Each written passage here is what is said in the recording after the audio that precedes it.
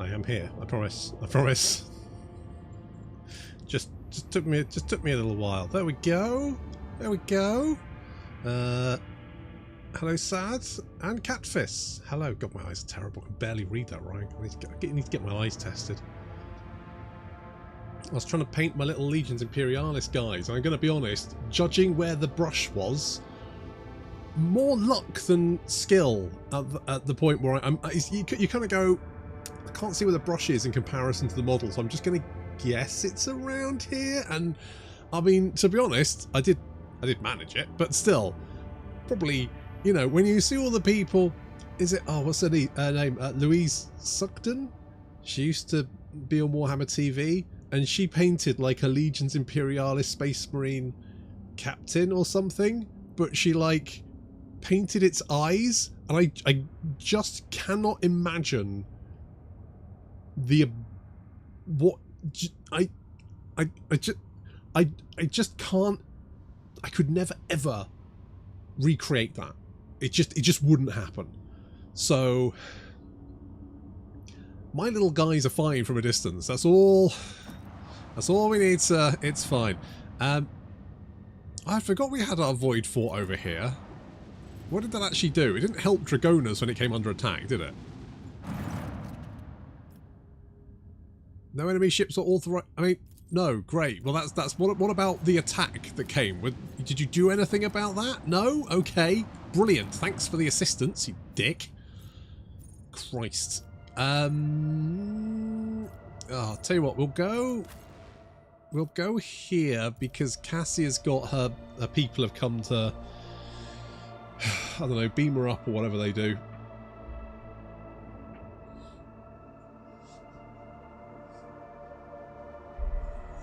It's all good.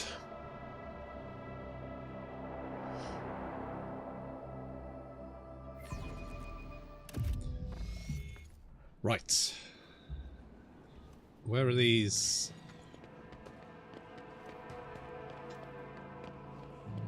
Maybe we need to talk to you? Ah yes, what about the meeting with the navigators of House Orsilio? Clementia immediately focuses on the data slate in her hands. Allow me to report, the esteemed navigators of House Orsilio have taken residence in the guest estate and await a meeting with you. How would you like to receive them? I'll lose profit factor. That's probably fine. Make arrangements for reception worthy of the fine taste of the Navis Nobilitite. Understood, your ladyship. Clementia promptly makes a note on a data slate. Would you like to hold this meeting shortly? Yes, I'm ready for talks.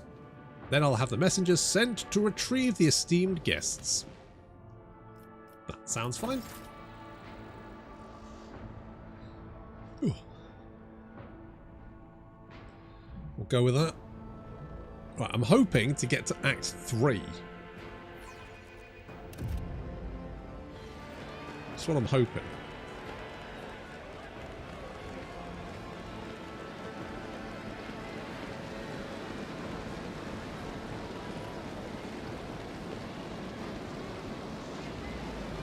Regent Arananto Orsilio, esteemed delegation, the Rogue Trader and the Von Valencius Protectorate welcome you. Come this way, please.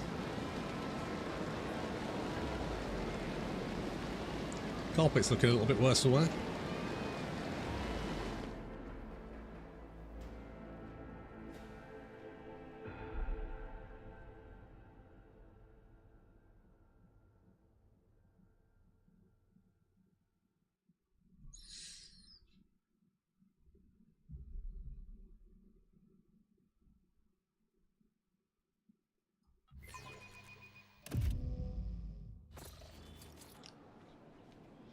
The esteemed representatives of Navis Nobilitite have arrived at the Rogue Trader's Court, the regent of the Great House Orsilio, Oronoto Orsilio.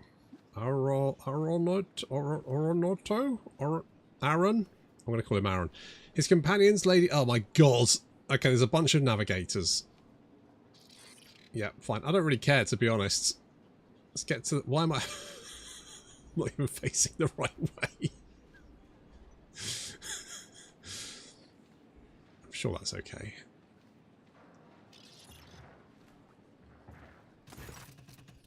A tall, wizened old man proudly stares at you with milky, unblinking eyes. Loose skin sways from his every move, as if the navigator's flesh is detached from his bones.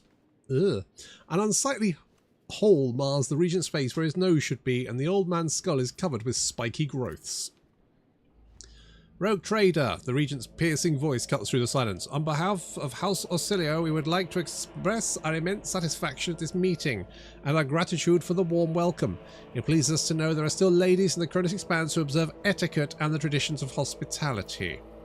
And yet, this is not why we are here. Our Grace is obliged to note how much the Rogue Trader has done for the House Ausilio by protecting its beloved child. We waited for many turns to behold her radiant visage. The Regent shifts his unblinking gaze to Cassia. Come now, child, there is much we need to discuss. Cassia steps forward but then stops and looks at you. As long as the Lady Navigator remains under my protection, I will speak on her behalf. The Regent pensively scratches his scant beard with webbed fingers.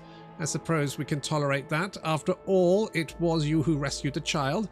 If so, tell us what exactly happened on Urak 5. The station was full of madmen. I butchered everyone who dared threaten my life. Regent Aronoto nods slowly. In that case, House Ausilio is deeply indebted to the Rogue Trader, and we are willing to reciprocate such a magnanimous gesture. We trust that a treaty of friendship and alliance is underpinned by the transfer of several artifacts of exceeding rarity will suffice. Now come, child, it's time we depart for your new home, so that we may finish what we started. He stretches out his withered hand, covered with translucent leathery membranes, towards Cassia. Under the Expanse law, the payment for rescuing the Lady Navigator was a contract obliging her to serve on my ship. Unthinkable!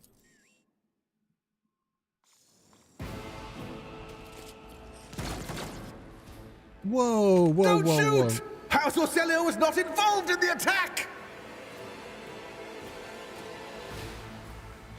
Down with Tisiphone's tyranny! Kill the girl!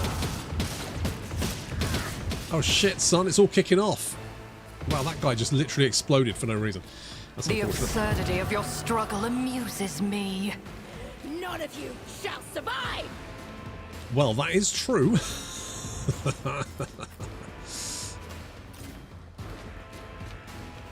Right, where am I? I'm still... Oh, I'm facing the right way. Okay, that's a start.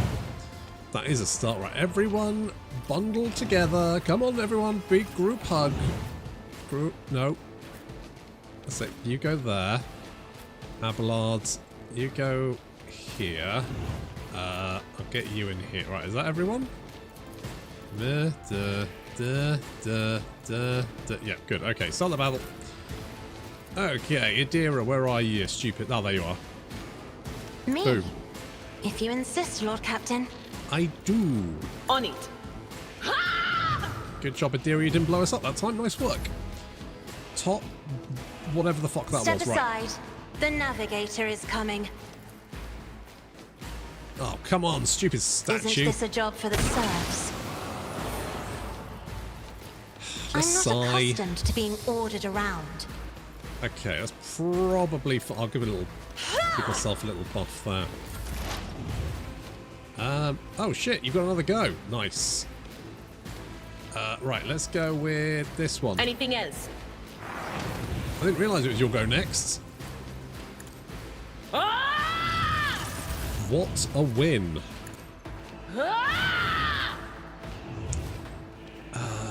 You can do electrocuty shit. This foreboding? Okay, let's do electrocuty shit. But of course. Shocking. So if I hook you over here, see what you can do. and then we can do... Oh, I could do that. No, I don't want to. I want to do this. Quiet whispers. It's my toy, and I'm gonna control it myself. Bird bomb. Oh my god, Abelard, you'll go. Holy shit. Right, I think killing you off quickly would be good. Moving into position. So let's scamper you over here. Let's get you to bite her bottom.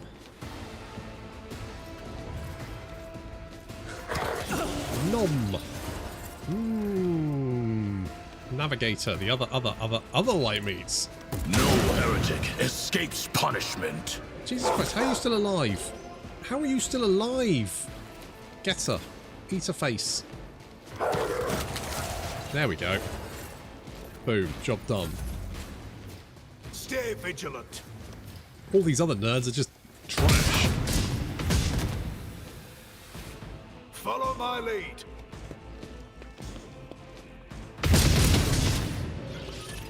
My faith strengthens me.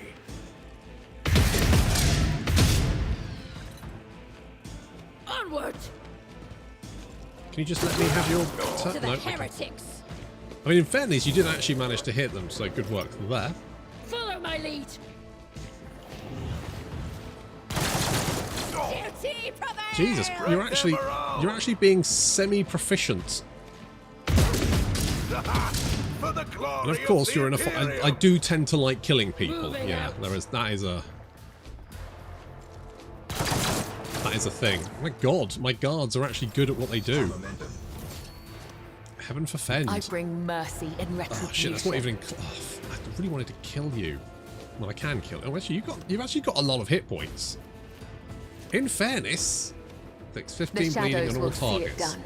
Yeah, good, good. There's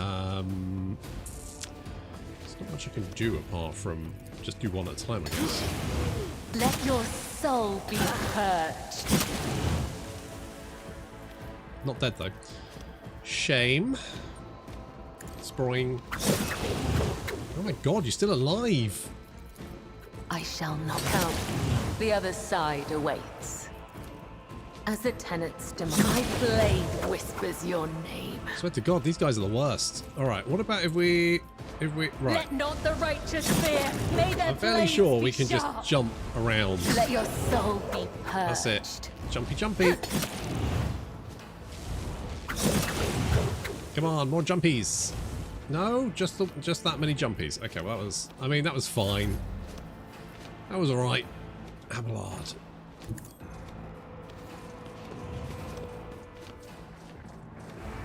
Abelard, come in here. I need your assistance.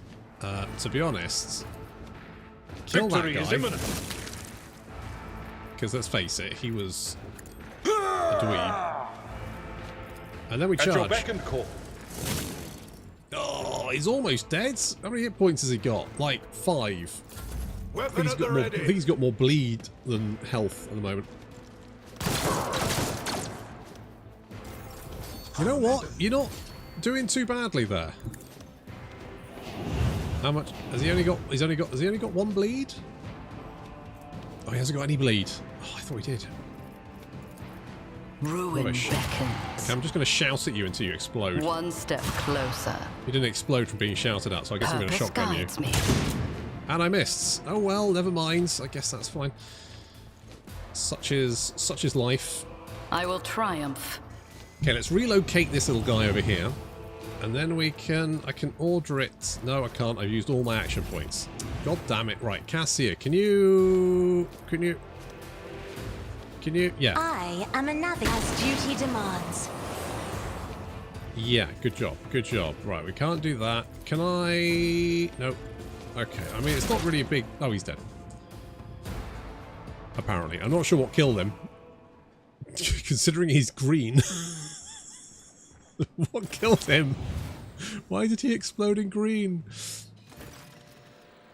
Mercy! The Lady Navigator covers her fingers with her disfigured scaly hands, each with an extra finger and conjoined phalangeal bone. Her clothes are covered in blood, mostly that of your servants, and several unexploded bolts are sticking out of her chest plate. Rogue trader, whether on purpose or out of ignorance, you are harbouring a monster that is cunningly pretending to be an innocent maid. Spare me, and I, Elena Hateria Orsilio, will swear to tell you the truth about the madness that is devouring House Orsilio like a malignant tumour. Do not let the regent deceive you with his honeyed lies, lest the cursed child ruin your protectorate as well. You see rage and despair in the Lady Navigator's face, but neither is directed at you. Your fate will be decided during the trial, Lady Elena. I will hear what you wish to tell me. Thank you for your lenience, Rogue Trader.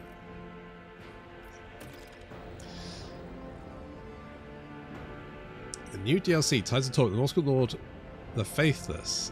he gets fucked over all the time, gets ignored by Tamarkan when he tells him they're in the wrong city, gets killed by a random gunner, not named character, just a guy. What, in the... When does that happen? In the end times? I mean, I wouldn't be surprised. They forgot Scarslick exists. Their naturally bulbous eyes, the navigator, constantly shift between you and Cassia. Black secretions run down her cheeks instead of tears, leaving unsightly streaks.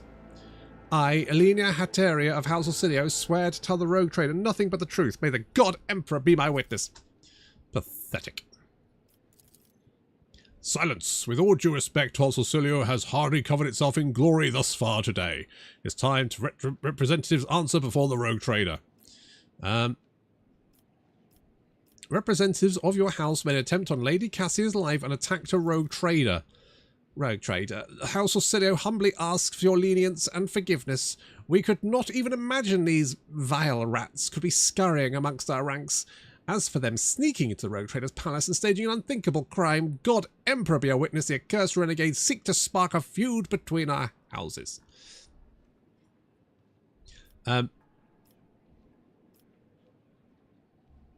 Be that as it may, you're responsible for the actions of your people. Give me one good reason not to execute you on the spot. You do not want a war with a Navis Nobilitide house, rogue trader. We could achieve much more as allies. House Orsilio is an injured party in this, just as you are.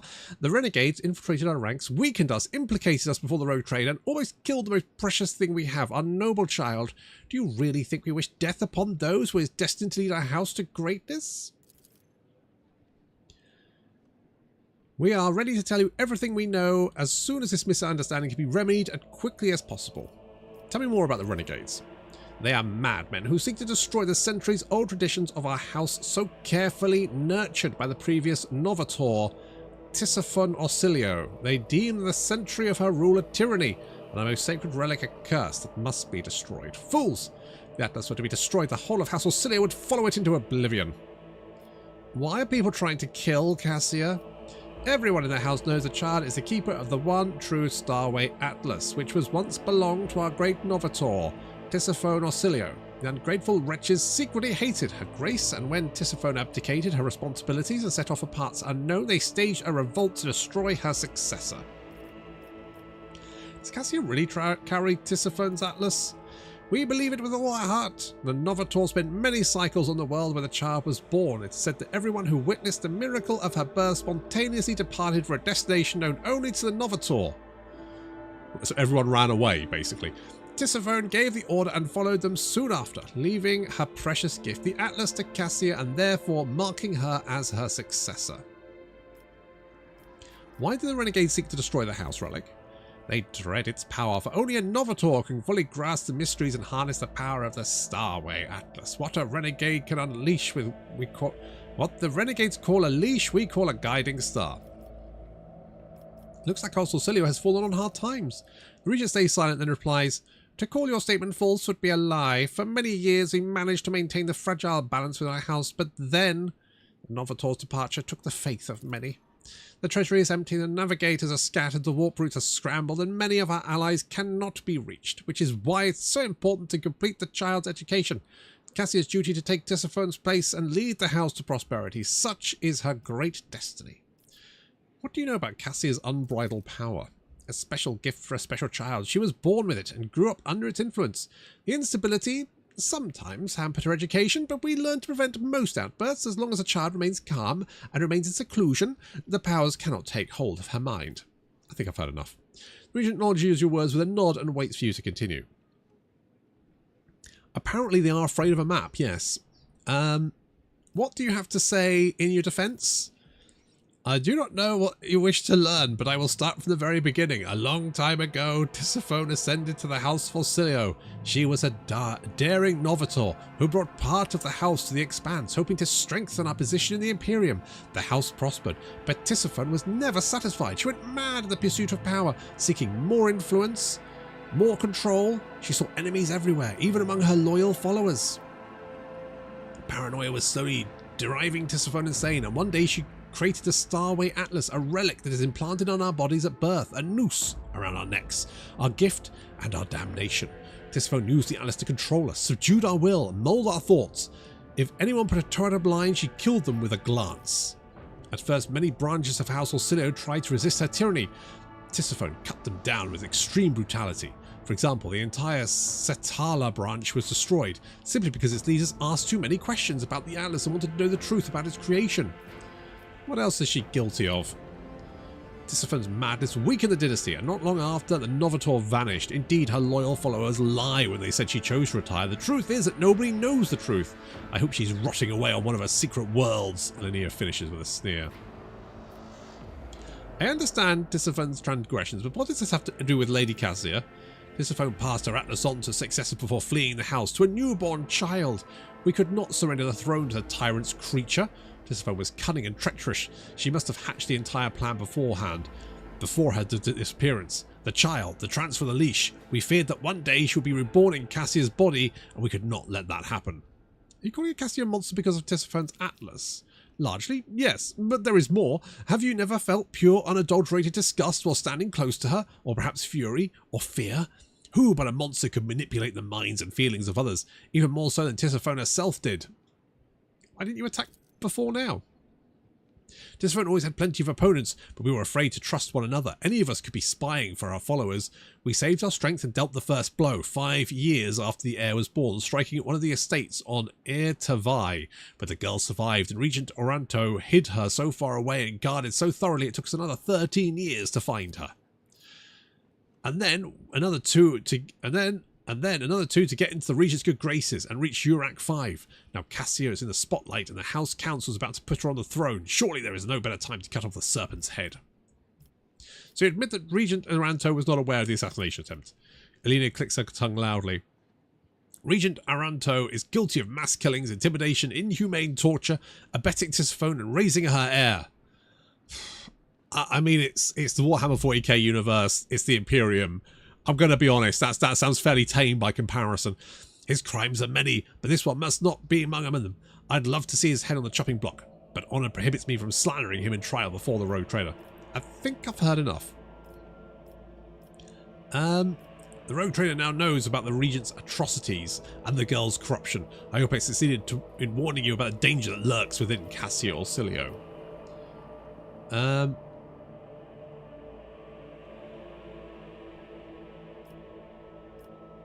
What would Lady Cassia...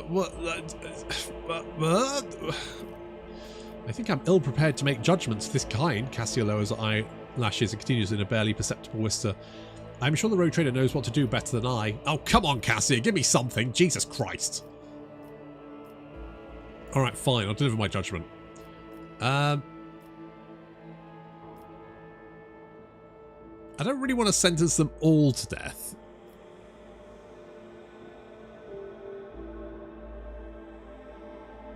I mean... Oh, shit. What do I do?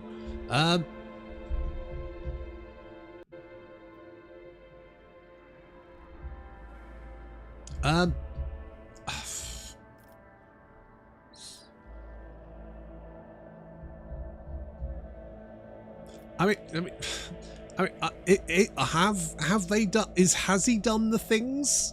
Has he? Because I mean, like, if she's going, he's fucking murdered everyone, and if he goes, no, I haven't. I'm like, oh fuck it, I'll just kill them all. You must be insane if you think we allow this. Close ranks. Fuck it, you guys are so fucking annoying. I'm just gonna kill you all. There we go. That solved the problem now, hasn't it? Really, when you think about it. Now no one's. Oh, but there's blood all over my fucking throne room again. Oh, come on!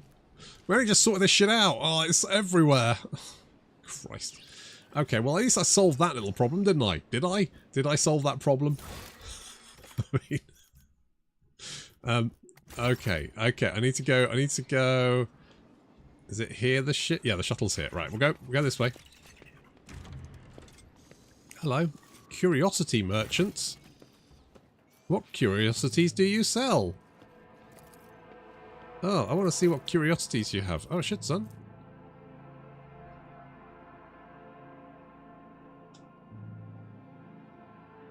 Maintenance stations. Oh, I don't have enough for that. Grave Chill.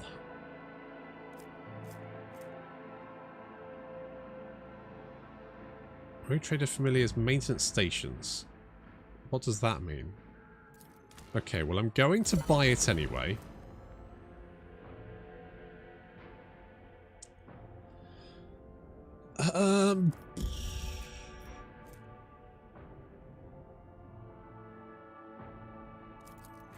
Gotta be honest, none of those sound very good, so thanks, but laters.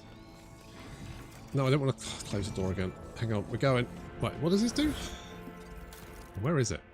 I was going to go through and clean up my shit, and I did not, so... Oh, I don't know where that's gone. It was here a minute ago, and it's gone now. Well, it's here somewhere. It looked like that, didn't it? But it was slightly different. I mean, maybe it just upgrades it anyway? I don't know. Right, we're going to go to the Void Ship and talk with Cassie. Cassie, how do you feel about me killing everyone you've ever known? I mean, how does that make you feel?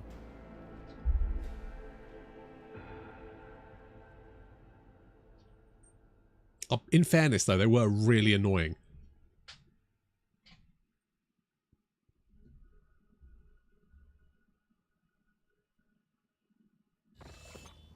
I think that's fair. Right, Cassie, it's down there. Well, there you are. It is so fortunate you have come. Is it? I admit I was seeking you out myself. Were you? After the events on Dargonus, it felt like an anthracite grey mantle had dropped on my shoulders. I spent a long time thinking about our very first meeting and what happened next. I cannot wait to shake off this dreary color. You are the only one who I trust to hear this confession. The thought of being Novator both frightens and sickens me. How can I manage an entire house if I cannot even control my powers?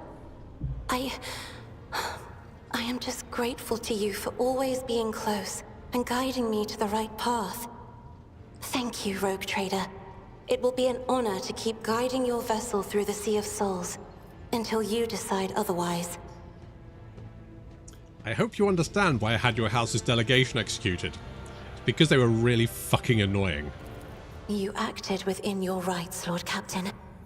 What the representatives of House Orselio permitted themselves on the Rogue Trader's capital world is simply unacceptable. You did not mention the Starway Atlas when we met.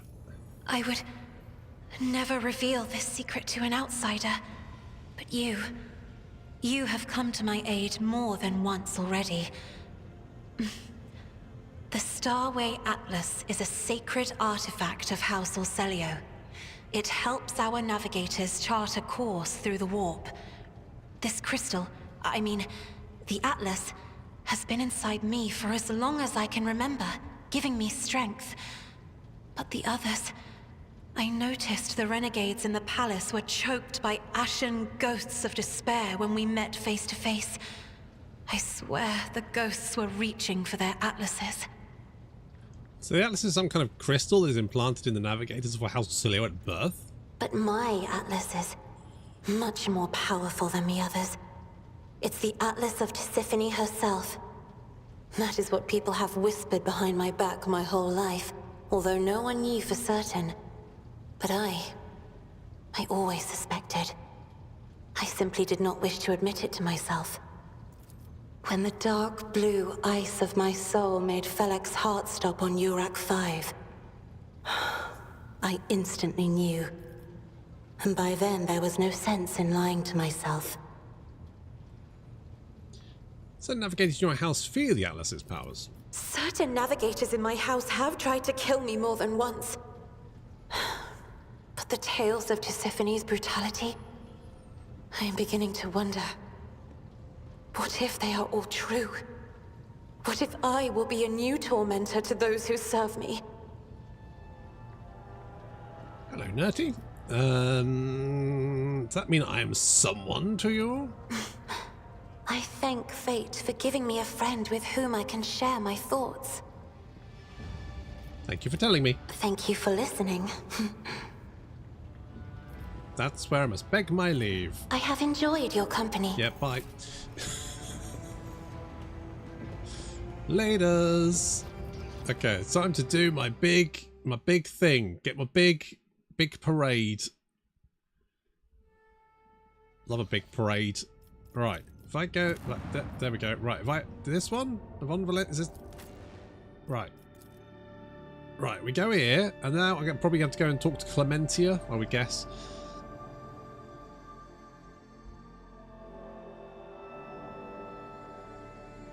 Let's go and have a chat with Clementia.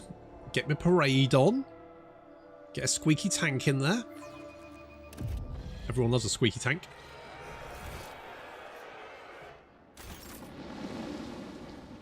Right, let's go have a chat. Do I have to go and talk with Clementia? I guess I do have to go and talk with Clementia. I guess. Right, to the palace. Don't know why we couldn't just land on the outside.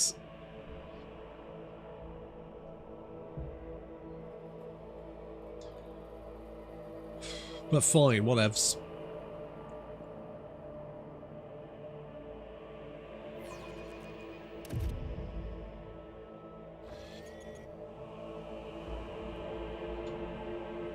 Where's my bloody... Right. Oh, God, it's repeating on me.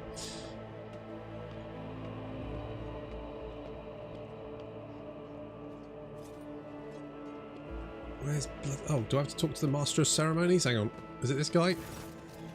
Your Ladyship, it's a great honour to serve you in undertaking a monumental and glorious as the Magnae Accessio ceremony. You've been entrusted with arranging the festivities? I have indeed, Your Ladyship. I have been given the high honour of being steward of this eminent palace, and on the occasion of Your Ladyship's ascension, I will be overseeing the preparations for the ceremony.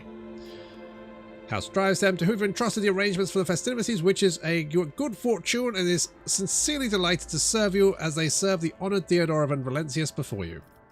Then let's begin. May the Emperor be with us this day. He throws a sick party. You just know he's got like a DJ decks, and every time he throws a party, he's like, oh shit, the DJ decks are out. I guess I better do my mix.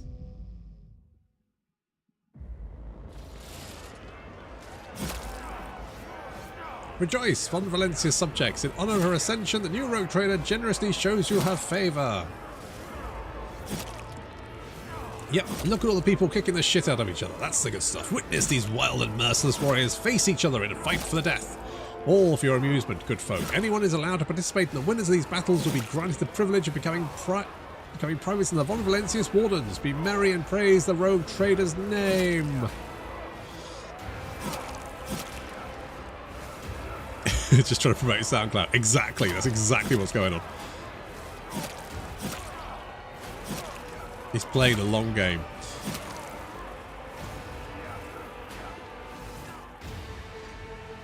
I love how no one questions this. They're just like, yeah, no, that sounds fine. What's that? Fights to the death? Yeah, why not? Oh god, those Lehman Russes are parked awfully close to each other. Tired of the call, but have you ever heard this sick beats? Yeah, and I've got my stabby lady and my crazy psyker. The crowd below is roiling, their electrified exultation filling the air of Dragonus. Thousands of throats chant your name. You are at the apex of this world and all others. Amplified by 100 voxes, the voice of the martial ceremony booms. Rejoice, subjects of Dragonus! You have been granted the felicity of witnessing your mistress, a great honour bestowed upon us by rogue trader Ricoina Dread von Valentius. Gracious saviour of Dragonus and vanquisher of blaspheming inhumans, may this unholy kind of perish in may the unholy kind perish in the flames of righteousness. Executor of outsiders who eradicated. You destroyed the Aldarion Janus. I did do that. The heresy of Xenophilia and cleansed Janus. Gracious protector. I did do that. A footfall patron of trade. A hush falls over the crowd who gaze upon you in adoration. Many of them bear terrible scars to the recent Battle of Dragonus. Like children, they await the word from their almighty mother. Remember that you have no other ruler but me. For any who dare to forget this, the howls of demons from the warp will sound like the babbling of babes, and the Xenos blades seem like soft feathered bed compared to the horror of the punishment I'll inflict. The crowd falls to their knees in terror and awe, chanting your name and screaming oaths of eternal loyalty to the Von Valentius dynasty. Any who hesitate or question this mania are torn to pieces by the throng. I've got Dino apathy. Once per battle, the Rogue Trader may choose an ally, including themselves, and grant them plus 20 bonus to all their characteristics for 2 rounds. After the effect fades, the target falls prone. Very loud thinkers, these people. Her face pallid, Adira taps the Augmatic on her temple. She is clearly discomfited under the gaze of the massive crowd. The common has never seen a real sorcerer before, and they stare at her with curiosity and fear. I am your shadow, Domin, Ricoina Dread, and the shadow must remain unseen, but on this day let all see that my blood is yours. Kibala cuts her palm and touches her heart, lips, and forehead. As one, the subjects of all classes start slicing their hands and repeating the bloody sign. Jesus Christ, these guys are insane.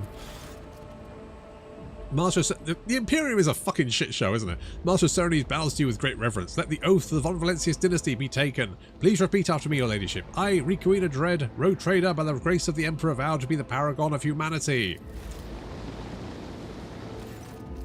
Your lips repeat the words of the ancient oath, unbroken by adversity, to walk bravely first into darkness, to unite and reclaim what was lost, to triumph over nightmares untold, to hold boldly to the reins of fate, to walk steadily the road of thorns through pain to greatness. You hear a rumble, it's the roar of the sea of your subjects. With jubilation and devout fear they welcome your ascension. It is done.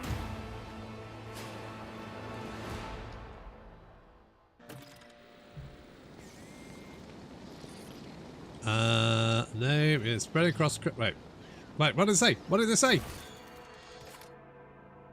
Okay, cool. I've assumed a mantle. Good for me. Why do they have elder statues here? That's weird. It's Caiaphas Cain. Caiaphas Cain, hero of the Imperium. Why did they just park a fucking tank there? Venerable Leman Russ, known as the Scipian Punisher, and has served the Von Valentius dynasty for 2 centuries. It was hit in the battle with the Xenos that inhabited Scipia II, but it's heroically destroyed 63 enemy vehicles and brought victory to its comrades, securing its status as a relic blessed by the Emperor. Oh, there we go. There we go.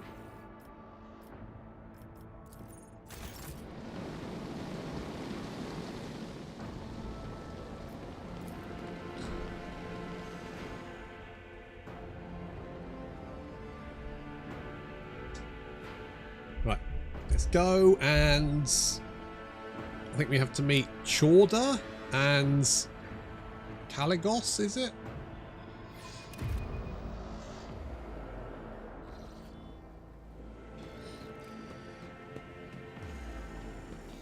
Long live the Rogue Trader. I should bloody hope so.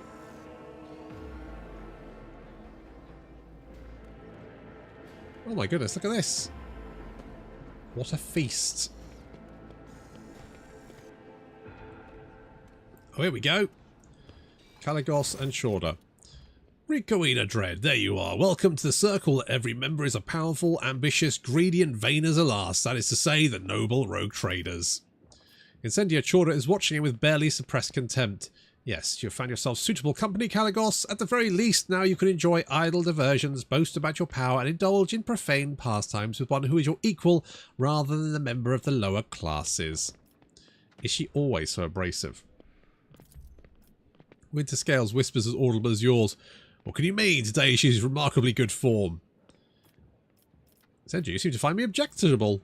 Do you expect any different? I watched for years as outlaws thrived on Footfall, and then, at long last, I had a chance to put an end to it, to seize that thug Vladium by the throat, to force Footfall to atone and put the fear of him back into the masses. But you interfered and destroyed my plan for the sake of banal profit. What is more, ever since you gave them provisions, heresy on Footfall has only increased. Fanatics calling themselves harvesters are spreading their blasphemous doctrines to the shadow quarters. Grain is not enough for these madmen. No, they devour their brothers and sisters at secret heretical feasts. The well-fed rabble have surely sensed they are free to act with impunity and have forgotten their duty to the Emperor. Theodora taught you only too well, it seems. She was far less concerned about her duty to the Expanse than her own personal interests, but you can be sure I will not cease cleansing the furibundous system of the pirate scourge, and if your trade prospects are damaged in the process, you have only yourself to blame. The priest holds his hands up in a placating gesture. None are without fault, noble Ascendia. What point is there in targeting someone for their turpitude when true purity can never be found? I apologise. I failed to perceive the essence of your saintly mission in base extortion. I best to do simple as that. This is trade. Keep up the instance you'll be removed from this planet. You threatened to starve footfall. I brought them salvation. It's one of us.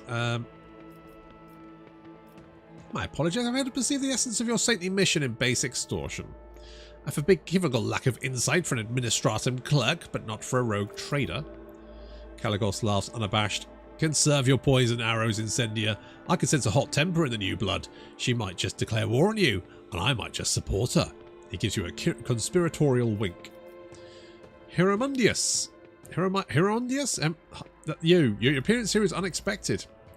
The esteemed Hieromundius is my confessor. I am greatly obliged to him for agreeing to accompany me on this journey. Hieromunius bows respectfully. May the Emperor's light guide your way across the abyss of human wickedness. I take it we're not overly fond of Theodora? Incendia lowers her eyes and says without animosity, she was the same breed as She stops short and then continues in a lower voice. Conceited, insolent, unaware of the Emperor's stern gaze set upon her. I do not doubt her wisdom and courage, but Theodora did not have a shred of humility or fear of his wrath. Didn't quite catch what word Incendia was about to say. Well, I for one like Theodora. The story she told of her travels to nameless stars, and yes, there was no fear in her. Winterscale sighs pensively and his lively expression grows a little grayer. I hope the taste of fine wine will wash the bitterness of defeat from your tongue, Incendia. Jordan's face twists in a haughty grimace. I'm not inclined to intoxicants of any sort, and nothing will wash away the memory of how you interfered in my plan. I promise you that. Caligos, thank you for your visit. Caligos gives you a cheerful and somewhat feral smile. As a sign of gratitude, you can return something of mine that has found its way into your pockets. Footfall Station. Sounds familiar? All I ask you to do was to help that crafty slug Vladaim deal with the threat of famine, not claim my property for yourself. Winterscale, are you asking me to give you Footfall back? Will you beg for it? Caligos growls angrily. You go too far, new blood. Simply colluding with that two-faced snake, Vladaim, would have been bad enough. But this, your conniving, has destroyed any pathetic excuse for order that was on the station, is pure insolence. I don't know what you did, but now on top of every other mangy dog that is on Footfall, there is this new cult of harvesters. What good is grain and the station is now crawling with flesh-eating lunatics? Caligos' face turns to a grimace of hatred, but then he catches Incendia looking at him and breaks into a sly smile. I also make your protectorate bleed as compensation, but you have spited both myself and Incendia. It's high time our dear sister curbed her appetites. For this, I forgive you, but do not test my mercy again. It is not my strong suit. Thwarted, Incendia Chorda's ambitions deserve a worthy trophy. Thwarting Incendia Chorda's ambitions deserves a worthy trophy. He snaps his fingers, and an armoured brute hands you an exotically adorned rifle, clearly not of human making. It's a trophy from a good hunt. You and I should hunt together sometime, so you can show yourself in action, you blood.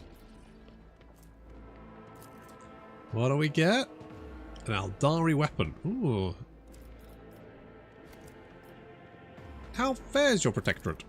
Caligos waves you off. Protectorate? More like bleeding scraps for one. The warp storm tore it to shreds, but my servants will piece it back together, and if they don't, I'll chop off their heads and find myself more capable helpers. Caligos Winterscale's acting like a true rogue trader, capricious, unaware of the true value of money, and never a cloud on his conscience. Does your gift come with a good story? Oh yes, I claimed it from the rifts of Hecaton, where we clashed with Xenos. They were trying to get to my throat, and by the heathen stars they almost succeeded. Caligos is speaking with such joy, as if he's recounting the best day of his life. Only 1 in 10 made it out of Hecaton, and now it's only me and Walton here. We returned without any loot and virtually without a ship. All I got from that trip was a hold full of dead Xenos and this deadly beauty, which their leader used to put 2 holes in my hide.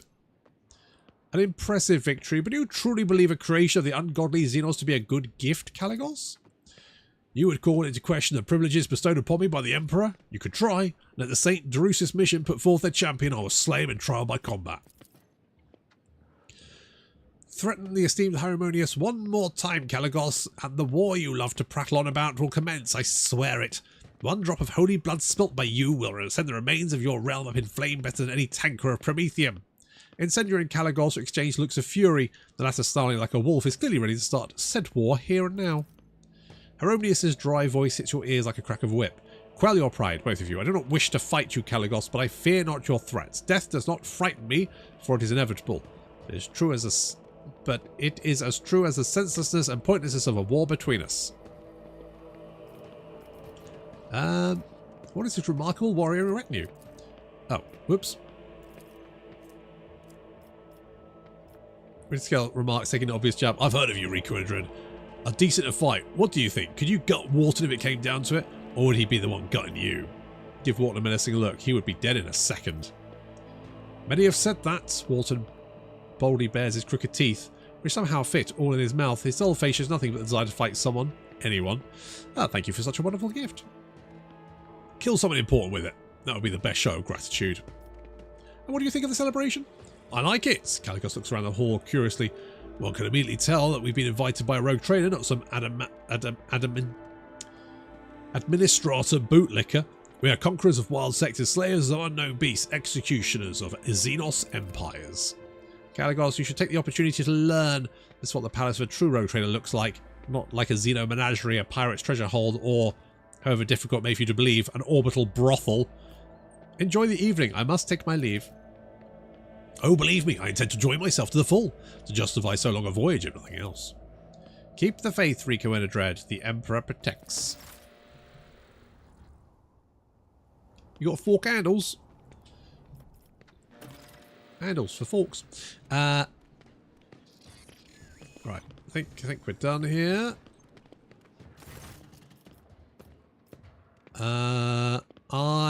Yeah. Your chambers are ready, but I must inform you that the servitor over there, the Master of Ceremonies, points to a servitor standing in the corner dressed in your ship's livery, approached me and said it had a message for you. Speech was surprisingly fluent and expressive for a servitor, so I think someone must have put his message into it. The Master of Ceremonies drops his voice to whisper, it could be a secret dispatch. I will return to the guests.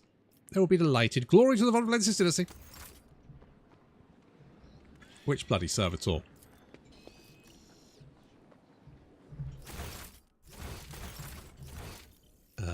That one? That's Master of Ceremonies. Heinrichs.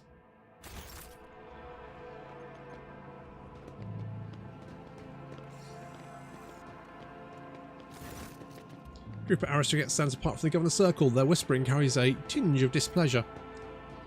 The clear leader of this gathering is a gaunt, bilious-faced man dressed in sourback colours. It's supposed to be Macarius himself, head of the house. He offers you a ceremonious bow. My congratulations, your ladyship. May the Omnicide grant you understanding. The woman with whom he's conversing, the one dressed in a robe with gear-shaped ornaments, is Torania Gaprak. It's difficult to read her face due to it being covered by numerous augmentations. Lean towards Heinrichs. Interesting conversation? It's been very illuminating. Give me plenty of food for thought. Heinrich's response is barely audible. Heinrichs looks away, tracking the guests' movements around the hall.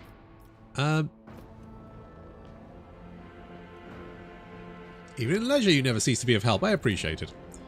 That's why they call you the unsleeping eye of the Inquisition. Even in sleep I hear everything. Riku and Adred, before the gala concludes, there is something I'd like to tell you. Be careful today. I sense that a wave of darkness will soon hit our defensive lines, and I hope that I will still get a chance to meet you there as an ally. How are you doing these days? How are you doing these days? Like a forging hammer, Torania's voice falls heavily on the ear. The corruption of Kiava Gamma was a great blow to my family. The contemptible Kubis Delphim betrayed our trust, desecrated the forged cathedrals, and took my esteemed cousin's life. On behalf of my family, I humbly beg you to forgive our negligence. I am ready to accept my punishment. Look closely. There is something lurking beneath Torana's repentant expression. A grudge. It would seem that she was personally offended by the nightmare into which Kubis Delphim plunged Domain, and she feels betrayed.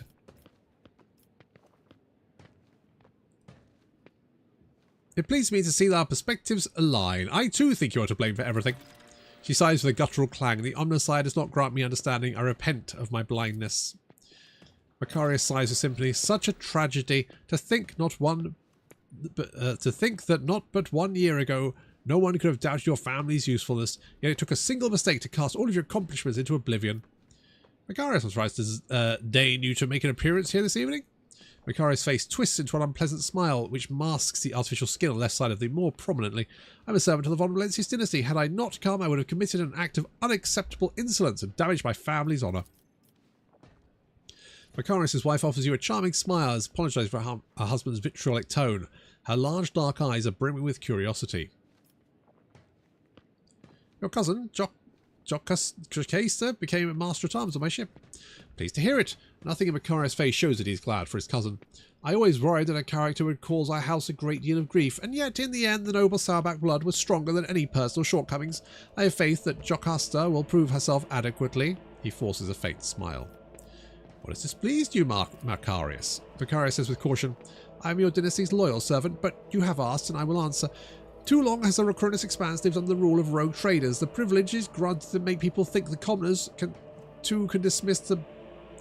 The privilege granted to them make people think that commoners too can dismiss the prohibitions of the Imperium.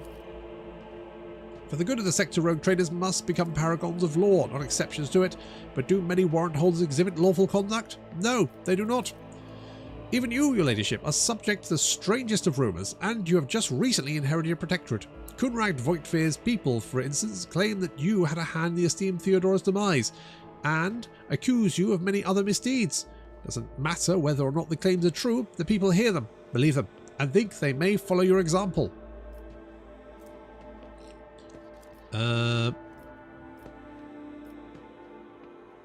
Your poor head, tormented with so many concerns. Would you like to have it removed from your shoulders?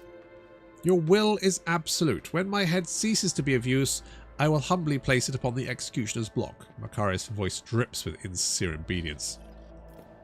I would like to become better acquainted with your wife. Macarius is visibly vexed by this shift in conversation. His wife offers you a reserved smile. It's an honour to be in your company, your ladyship.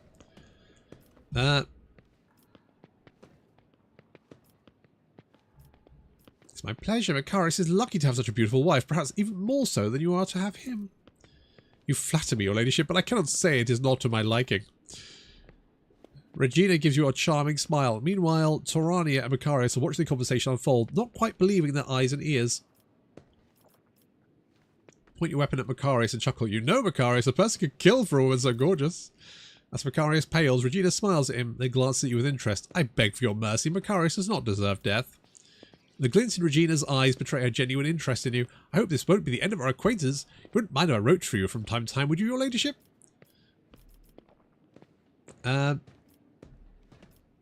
Macarius, you wouldn't mind, would you? You can hear almost the clenching of teeth as Macarius answers in a high and hate-filled hiss. Certainly not! I promise to answer whenever I'm not occupied with the conquest and destruction of the enemies of humanity. Regina smiles, triumphant and flattered. I daren't count on such generous courtesy, your ladyship. Macarius grasps the hilt of his parade blade as if trying to strangle it and wheezes furiously. A high honour for House Sourback. I see that Macarius bows his head without too much reverence.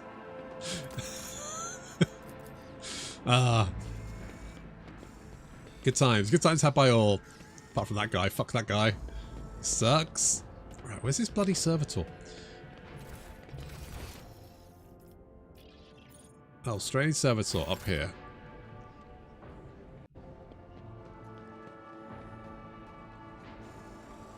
Come here. There we go.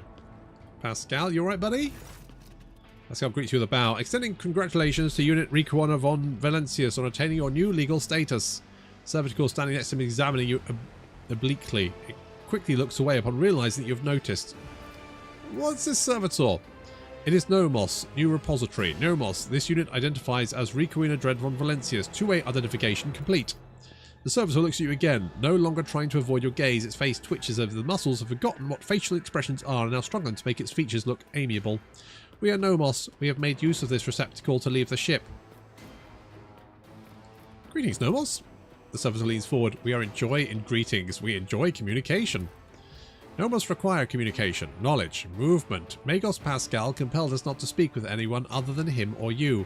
It is disappointing, but at least we can observe. Nomos have changed since last we spoke to you, Requirina Dread. We are not able to conceptualize our previous experience, that of solitude, and we no longer enjoy it. How did an entity like you move into a servitor's body? This is not the entirety of us. This receptacle is too narrow, crude, and feeble to contain our complete whole. The existence of Nomos requires a space of connections. But we were able to transfer a small part of us and build a thread strong enough to travel outside the ship. We are enjoying this journey, discovery. Even though this receptacle suits us poorly, it will soon be destroyed by the force of our presence. What do you think you are? Nomos are consciousness, awareness, knowledge, movement, always movement. Servitor pauses briefly. We do not know what we are. We have no past. We awaken in the depths of the ship upon answering a call. Our first clear memory is the call of your blood, Requirina Dread von Valencius, the call and the plea of help near a place that is called the Warrant Chamber. Pascal, I believe you're intended to investigate what Nomos is. Every 15 watches, I commune with Nomos code and send prescribed lengths of time in calculus meditation. However, the Omnissiah has yet to bless me with an answer. All I can say is that the capabilities of the entity Nomos are extraordinary. The ship's hallowed systems sing beneath its touch. Nodes that remain dead for hundreds of standard years are revivified, and long-drained mechanicisms live anew. You hear notes of awe in Pascal's voice. Nomos is trying. After a pause, Pascal continues. Great machines of the Imperium, ones such as your ship, house a machine spirit so complex and willful that it's difficult to tell them apart from AI. There remains a possibility that Nomos is an entity of corruption, but with every day I grow stronger in my faith that it is not so, and what we are witnessing is in truth the Omnissiah's miracle, one that is a category 5 or higher. Why have you brought it here, Pascal? Entity Nomos asked permission for this visit. My objective was to observe the process of integration into a servitor. We wanted to see, observe, cognize, speak. The servitor makes a strange wavy gesture with its hand that looks at once very human and far from anything human. We want to speak with you. Will you speak with us? Of course. What do you want to speak about? Many things, happenings, events, decisions. Servitor's eyes roll in the socket before focusing on you. We have been observing you. You do things we do not understand. We want to learn why. Remember the day when we first met you. You gave us your blood to drink. We helped you save yourself. We followed you. Our small part did inside the servo skull. Then there was fire and the creature of sated hunger and dark light standing behind the curtain, behind the image, behind the semblance of Theodora. It called for you to follow. And you followed that which was calling from behind the curtain. You let it lead you out of fire. Remember the day when the star disappeared, when the dark light and sated hunger wanted to take the world? Rykad Minoris was its name in the ship's data. You let Rykad Minoris be consumed by the dark light, and consumed it was, along with every human shell who was begging for help. Remembered another day. You're making me sound very bad, Nomos, I'm going to be honest. We awakened inside the ship, we lived in its systems, we tried to emerge into servitors like this one, then so many of our receptacles were gathered in one place. You did something we could not understand. You pierced one of the servitors with a shard of dark light. We have never felt anything like it. Pain, the deaths of receptacles, and the dark light. It is always near. It wants to come and be, even though it would make others cease to be, and you are excited by its presence. This is what we have seen, among many other things. We have begun to understand. We think that we have, that we do not know everything about humans, about you, Dread. We tried to analyze shells and define sets of their needs and fears, their simple functions, but now we think that there is more, that there is another side that we do not see, a notion that is larger than what we can compute, something that stands above fears and needs, something that drives them.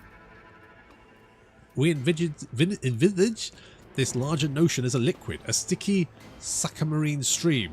It is like the dark light, the sated hunter, and all else that has been watching. You drink this liquid eagerly, you revel in it. It gives you strength, desires, energy, and courage. It beckons, it also consumes.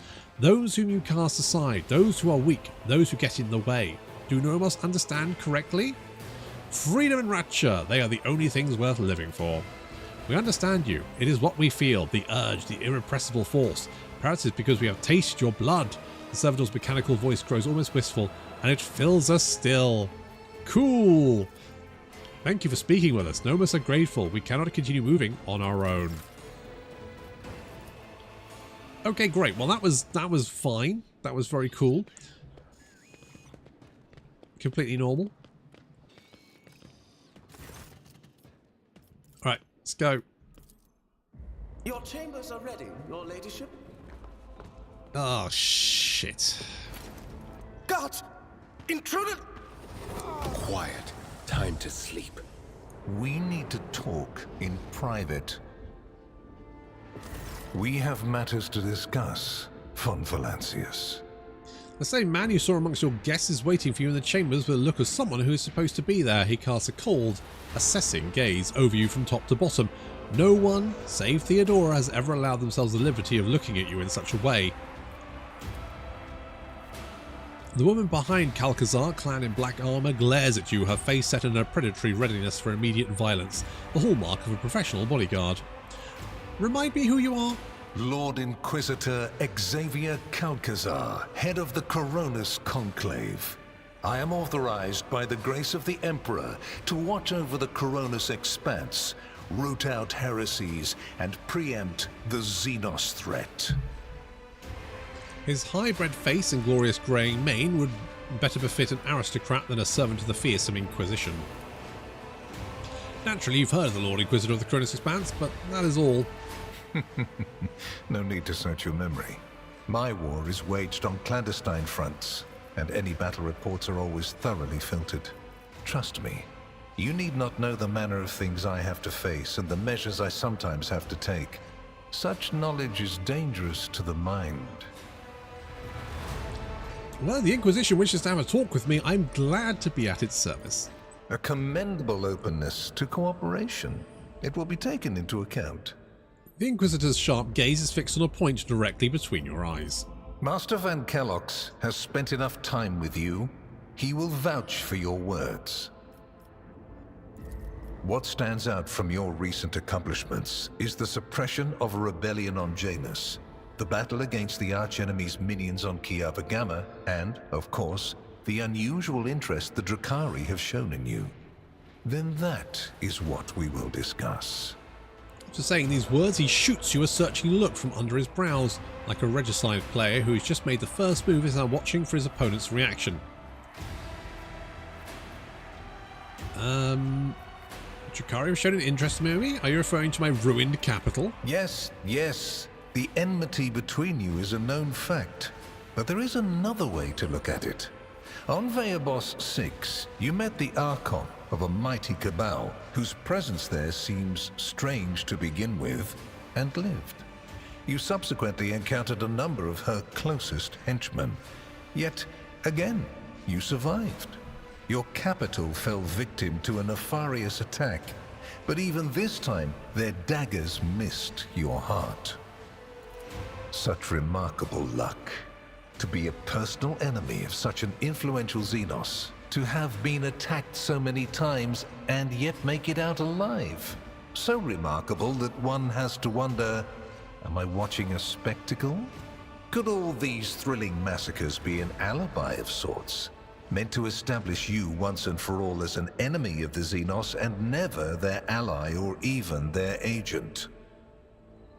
What can I say? I'm lucky. That's the reason I'm alive. Crude, rogue trader. A crude and unconvincing attempt at playing the careless simpleton. It wouldn't have fooled even What do you the mean least playing? competent member of the Adeptus Arbites in the Imperium. Try harder.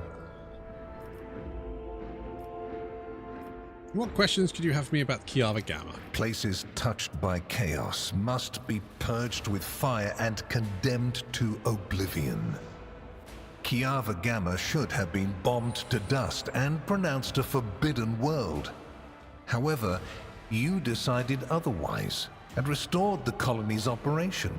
And you didn't even go to the trouble of hiding the traces of the neglect committed by your dynasty.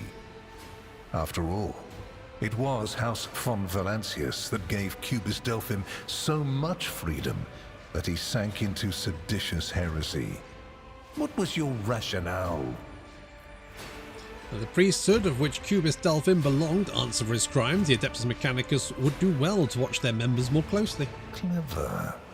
Alas, everyone guilty of negligence within the ranks of the priesthood of Mars has already been identified and punished. Right now, I am assessing the actions of your dynasty. I hope you realize that we're talking about more than the fate of some colony. I care not for a single planet, however profitable and populous. But should corruption raise its head again on Kiava Gamma and try to spread, I will burn it away. And you will be guilty of criminal negligence. I will say, the voice acting they've got, it's not much, but the voice acting they've got in this game is fucking good. Like, they do just some really good voice acting. What do you want to know about the events on Janus? What drove you to give a planet into the charge of a heretic and a servant of the archenemy? I used to deal with a more serious threat, the Xenos. Now I need Vistenzia no longer, and I will naturally neutralize her. I'm watching her, just as you have been, I gather. Is that so? Interesting. It's true, for years we've kept a close eye on Vistenza and the little depravities her retinue permits itself. And we're ready to put an end to them the moment they cross the line and become a true danger. Now this is your responsibility as well. Be vigilant. Have I answered all your questions? Far from it, my dear. The questions are manifold. How did you manage to survive the battle that claimed the life of Theodora, who was so much more experienced and skilled than you? Is it a coincidence that you and you alone then made it out of the trap on Rycat Minoris? How much truth is there in the rumors being spread by the heretic Kunrad Voitvia about you? Was it virtuous of you to allow the warp-stricken Voidsmen to join your crew? The ones who served on the ship that was turned into a trap for you by Kunrad Voitvia? Isn't it possible that they were part of the blight he had sown? Are you aware of a suspicious cult that has emerged on footfall? A direct link has been established between this development and the start of shipments of grain from your planet. Our investigation has found that the due processing cycle of prayers and liturgies for these shipments was incomplete. Doubtless, this is the work of specific individuals who are negligent in their performance of the sacred rituals, or even engaging in deliberate sabotage. And yet, the blame for this oversight lies with your dynasty. Wouldn't you agree? That sounds like fake news, Calcazar, to be honest. The very existence of these questions would have made many of my colleagues doubt the quality of your character. But it won't in this case. Really? Are you sure? Because I've done a lot of evil shit. Your transgressions are sufficient grounds to bring you before the Inquisition's judgment. And believe me when I say that if you fail to draw certain conclusions from my words, this is what will eventually happen. But for now, I am willing to show leniency, which is rather uncharacteristic of me. I hope you appreciate the generosity of this offer, as your predecessor once did. What kind of deal are we talking about? I make no deals, and Emperor forbid that I give you orders. That would mean infringing on your privileges. I'm merely offering well-meaning recommendations and expecting that, when the Expanse finds itself in danger, you will break away from your own affairs to heed them. As proof of the seriousness of my hopes for you, I can assign Heinrichs as your escort. He is my best agent, and I would not offer his company to anyone but my most trusted ally. Nah, take your spy back, I don't care. Then Master Van Kellogg's will be recalled to my retinue.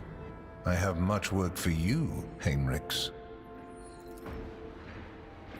That just gives you a dispassionate nod. My favor takes other forms as well. Please accept this gift as a sign of my favor. In an hour of need, give it to any faithful servant of the Emperor, and the Inquisition will come to your aid. Holy shit, you're like Batman. The color indicates how close the bearer is to the Lord Inquisitor. White is beautiful, yet vulnerable. It stains, as easily as one can lose the Inquisition's trust. Do all you can to preserve it.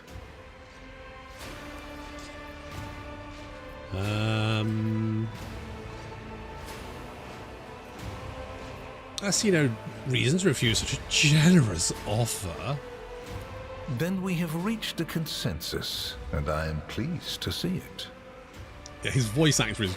To be honest, all the voices in this game are really good. Here is where we part. My shuttle is waiting. It is time for me to return to my watch, for you to sleep, and for your servant to wake up. Until next we meet. Farewell. It's impossible to tell from Heinrich's expression whether he feels at the moment, if anything. Laters, nerd.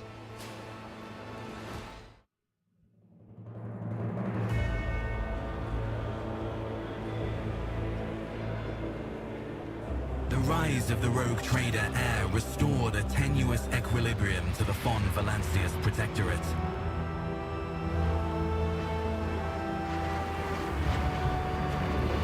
For a time, threats subsided, activity returned to trade routes, and reclaimed worlds began to heal.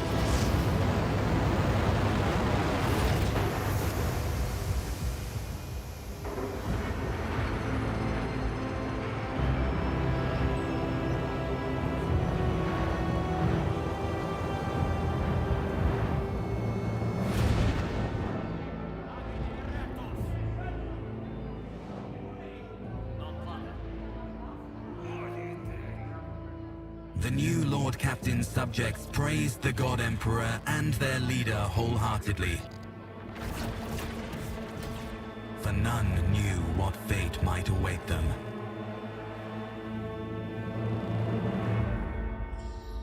Landers always get me. You can get the landers though, can't you? What are they called?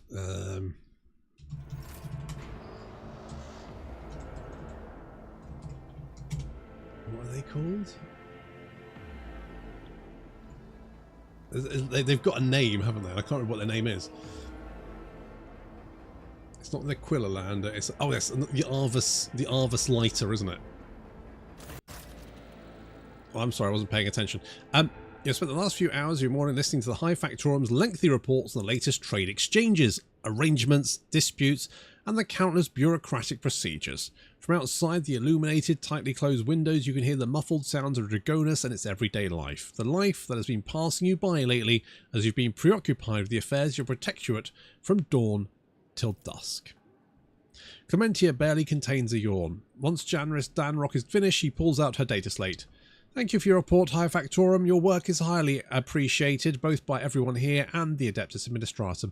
Your Ladyship, we're almost done here. We just need you to go over the final items on today's agenda. I'd like you to report to you personally. Say nothing while maintaining a bored expression. The Chancellor coughs in an attempt to break her up with the awkward pause. Right, so...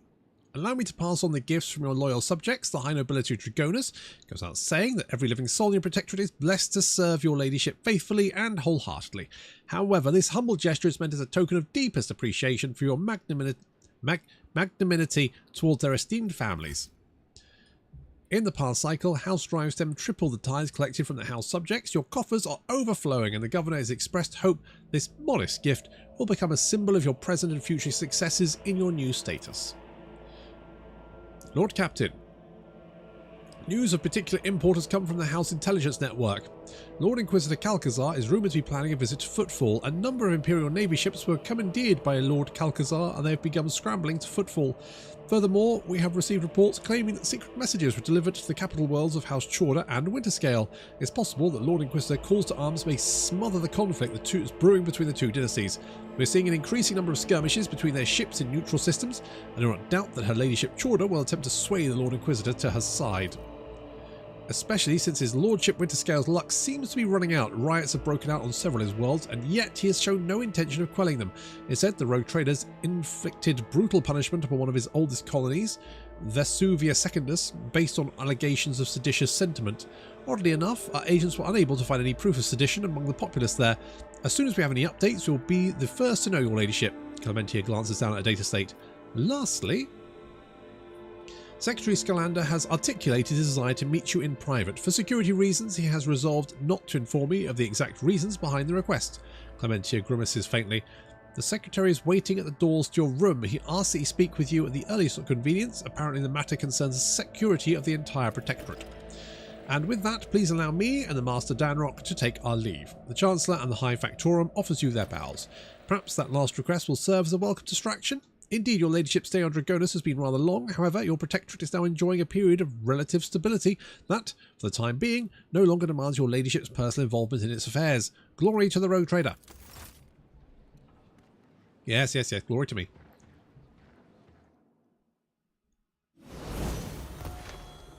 Oh shit, son, level up.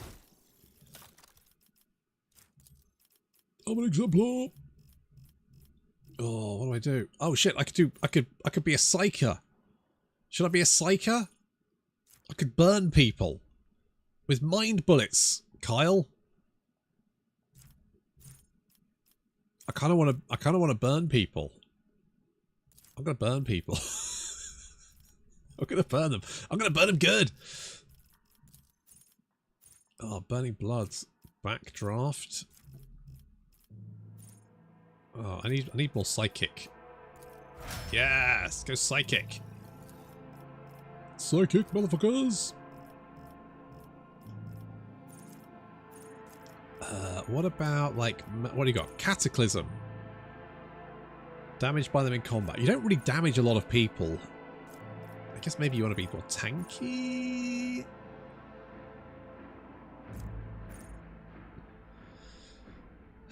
Allies within 2 cells around the character deal 7% more damage and inflict less damage.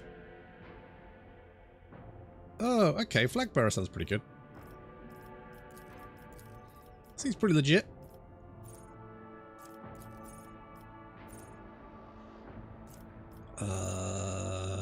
Don't really care about that.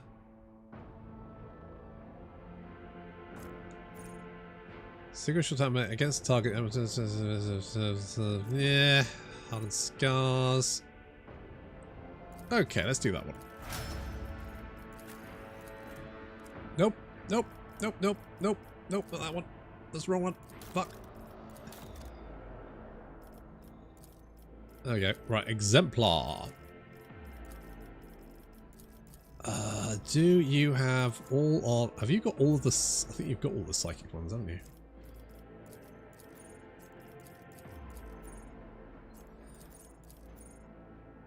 What about support? What can you do?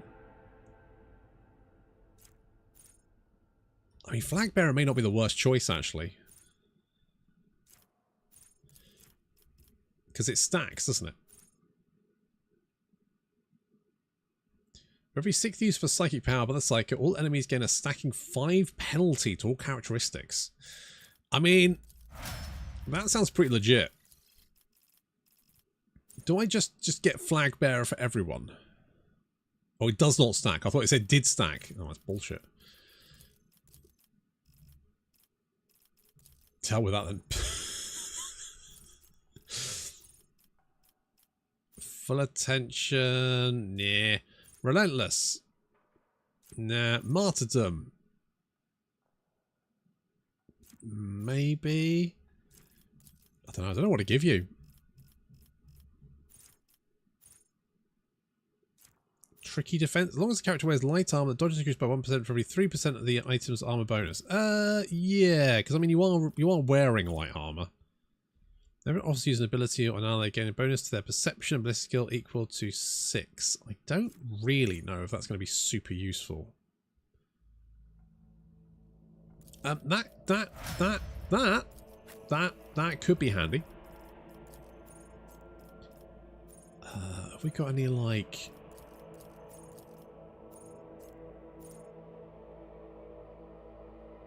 After ally takes an extra turn provided by the character. Yeah, we don't have one of those. Kills the first enemy around the character, immediately makes an additional attack towards the close enemy if they can target with the same weapon if possible. Maybe? When melee attack, the character makes reduces target's armor by 5%. Holy shit, that's fucking amazing. Death from above deals double damage to enemies. Yep. We're taking that one. That's a no-brainer. That is such a no-brainer. What does puncture do? The character's armor is higher than the enemy's armor. The character against the enemy is increased by 2. God, I don't know what that means. Character's deflection is doubled against single target attacks. Sure. Enough bullets for everyone. Maybe? Fired up. Do we have anything? Ready to certain. Law and order. Binding purpose. Public sentencing. Shotgun mastery. Oh, that's what I wanted. That's what I wanted. I kept looking for that one. I couldn't find it. Do we have any shotguns? That's the question. We do. It's not as well. Is it? Doesn't look as good. That one is. Ooh, it doesn't have the armor piercing, does it? Doesn't have the armor piercing. All right, we'll go with that. Actually, how much did I level? Oh, I literally just managed to level. Jeez. Oh, hello. Hey, buddy. Who are you made from? Oh, read the plaque on the first skull. Loyal servant to the Imperium and Administratum Adept Grand Chronicler Evangeline Avek. Cause of death, suffocation. Defender of the Golden Throne, all of humanity, brave member of the Imperial Guard, Bapaskiaronis, melee combat expert. Cause of death, killed in an ambush. Data deleted. Okay, that will do. Let's write my memoirs. Several skulls hover close so not to miss a single word. A golden quill appears on one of the skull's tongue should be and begins painstakingly committing your tale to a scroll. Oh shit, we've made a book. A long roll of paper covered in historical accurate records of your incredible adventures. If the wearer is not the rogue trader, they gain 12 to coercion, commerce and persuasion. How about that? Holy shit. I mean, now people can literally read my life story. That's what they should do. Where's that skull and... Oh, there he is. Ah, your ladyship. Achilles appears uncharacteristically pensive. Might I ask for a few precious moments of your time? Critical information has come to my attention. However, please let us proceed to your study, lest we be overheard. If I may, I will get to the point. After the attack on Dragonus, I focused my efforts on trying to discover how the Xenos were able to launch that devastating raid. According to my findings, the enemies of humanity received assistance from a hidden cell of conspirators. My agents spent a great deal of time tracking and interrogating infiltrators on Dragonus and other Von Valencius colonies. The results surprised me, to say the least. Achilles pauses to press his respirator against his burnt lips. Your former Master of Whispers, Conrad Voigtfear. Now, we know he's been able to dodge our spies time and time again. He has technology of the enemies of humanity on his side. Vile traitor. My agents ascertain the location of the base where Voigtfear has been meeting with the Xenos in secret, a station in the system of the 100 Dreams Crossroads. The station is allegedly out of commission, abandoned some time ago. That plays into our hands. It is an excellent place to set up an ambush and strike where they least expect it. So Voigtfear had a hand in this as well? That is hardly surprising. His connection to cultists has already been established. He is to blame for the death of her ladyship, Theodora von Valencius, and he came close to taking your life as well. Another betrayal of the Imperium, this time fraternizing with Xenos, although such crimes must have come easy to him as getting up in the morning. Send the word. We're heading out at once. Consider it done. I will go with your ladyship for my investigation. The matter has only just commenced. Okay, do we have anything else we need to do while we're here? Right, close you, chapter 2. Right, 3 right. Cult nourishers, tainted with genetic corruption, has been discovered on the planet Jessevon. Right, we should go there and do that first. To the lander. Ba, ba, ba, ba, ba, ba, ba. But don't close the door. Fuck.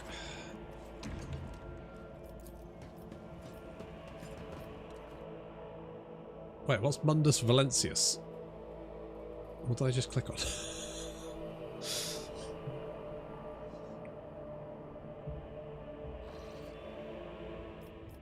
That's my ship.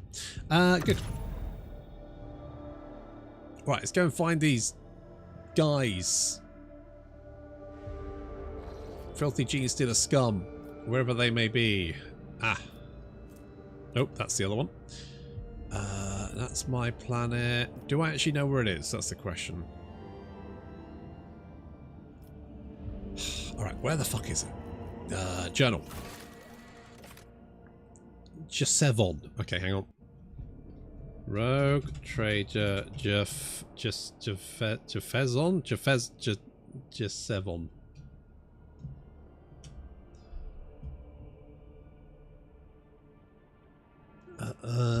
Blah blah blah blah blah.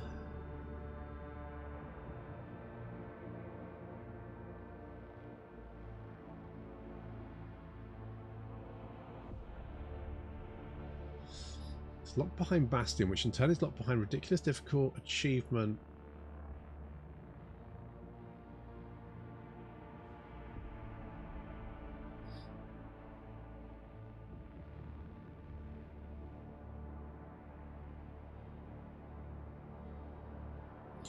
Oh shit, you need like...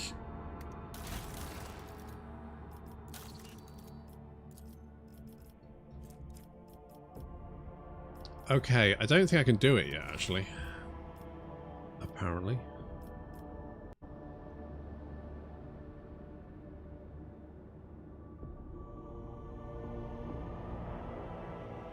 Okay, I don't think I can do it yet.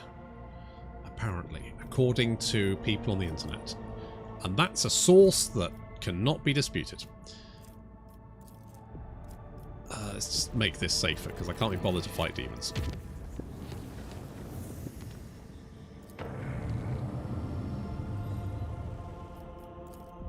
Fighting demons is a piece of piss. But it takes ages. Your ladyship, we've arrived according to my agents. This is a system where Conrad Voigtver and his pet pirates do business with the enemies of humanity. The augurs detect no vital signs of station, which means the next deal has not been negotiated yet. We will still have time to prepare a proper welcome. Servant of the Inquisition gloomily releases the few final words.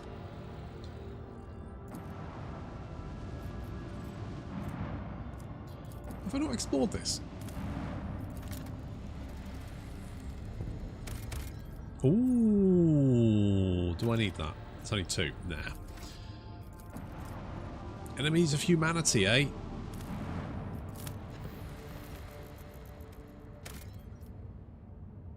Well, seems only right to go and kick their ass. You're facing Chaos Worshippers. Seems the ships have been lying in wait here. The Voxmaster reports an incoming transmission. Yeah, sure. A blood-curdling visceral scream from the Voxcaster deafens the officers on the bridge. Frightened and pale, they cover their ears as their hands carry on working despite the impulse to vomit. A mocking inhuman voice giggles hysterically, "Today is the day you die!" And then the transmission ends. I think we've just connected to 4chan. Sounds about right.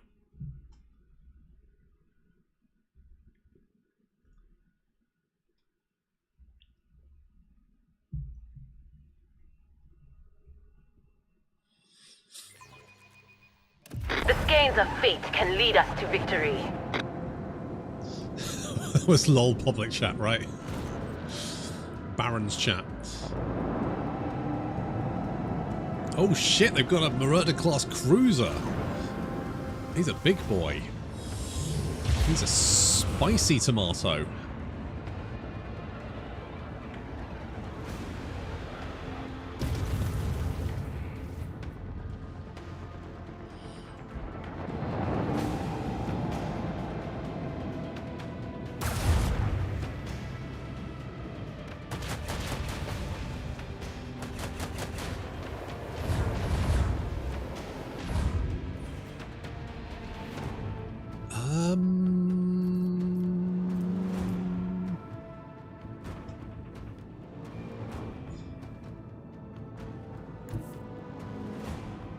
Steer us to our target.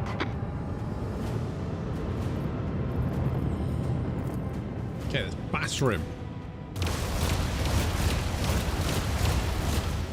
Get wrecked. Oh, I should probably do this for you first. There we go. could do that. Eviscerate them! Let the incandescent beams scorch our enemies. Spin! Spin to win.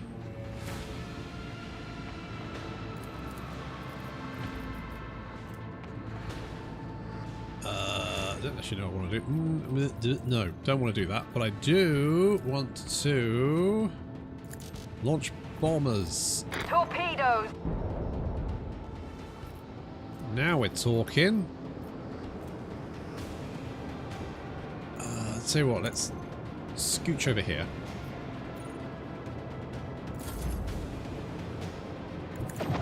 Meow.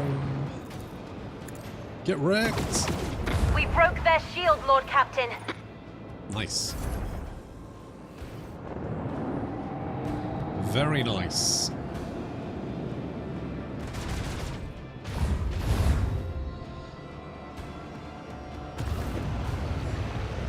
He's on with lots of guns on his side, isn't he?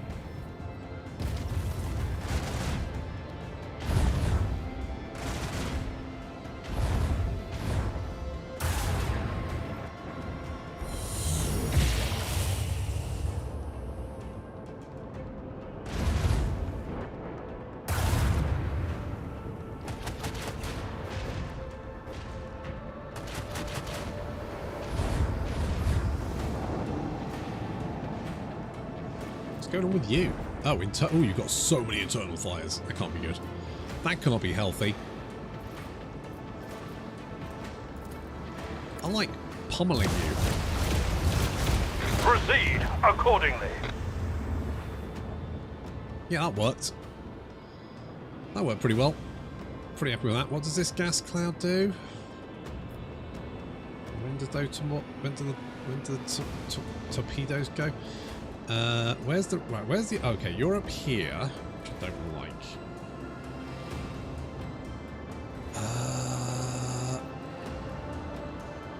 Emblazon our path. Okay, here's what we're gonna do. We're gonna laser you. Eviscerate them. Like so, which you're not gonna like. And then I'm gonna do a little jump. Whee! And then I'm going to shoot you in the face. Unleash the storm of macro cannons. Yeah, I didn't think you'd like that one. So apart from this little guy, tell you what, let's take out these corrupted melter torpedoes. There we go.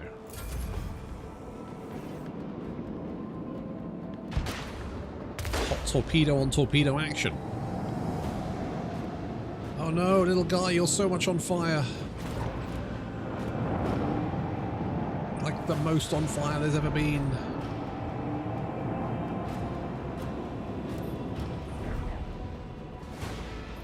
Alright, we need to come about. Where is he? He's up there somewhere. Where is he? Okay, he's up there.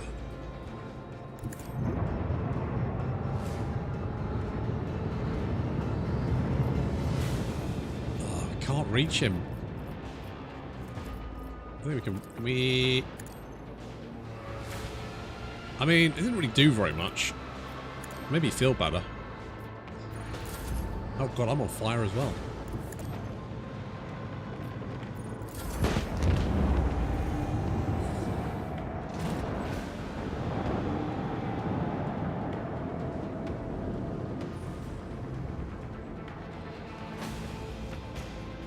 Steer us to our target.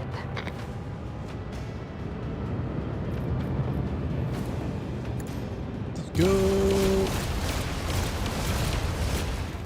Okay, not exactly what I wanted, Send but them into the cold void. I'll take it. Let the incandescent beams scorch our enemies.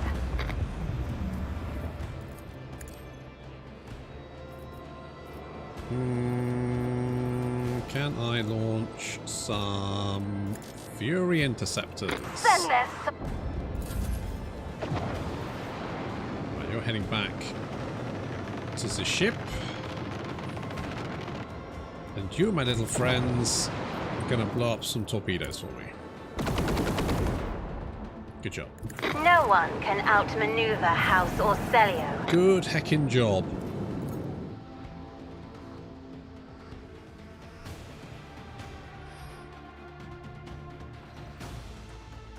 I think the ship combat looks cool, and you've got a couple of friends, and you've got a few yeah. My own playthrough only had the own ship. Yeah, it definitely feels better when you've got like a few ships on either side, doesn't it? I do quite like the ship combat. I think it just gets a little bit wearing when you are by yourself. So I definitely think having some friends makes the experience feel just makes it feel a little bit better. If only you could get a bigger ship.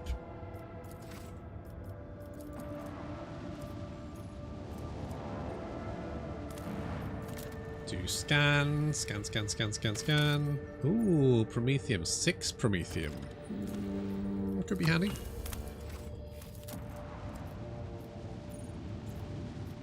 Prepare an ambush. Get the feeling I'm going to be the one ambushed.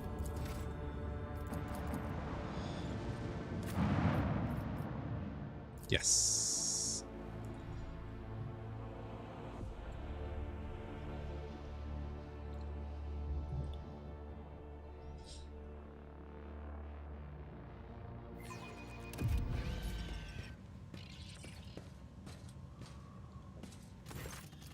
Your ladyship, my agents report that Conrad Voigtveer and his pet Xenos will soon arrive. We have roughly an hour to inspect the station and set up the ambush. Unless, of course, you prefer to face the conspirators head-on. Achilles brings a trembling hand with his gilded respirator to his lips. Whatever course of action you choose, we should depressurize all compartments except for the main one.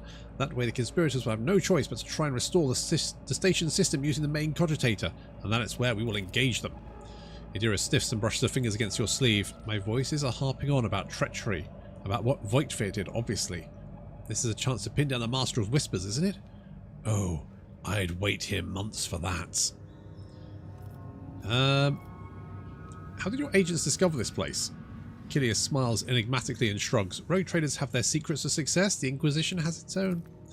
Cassia draws her pale brows together as if agonizing over something.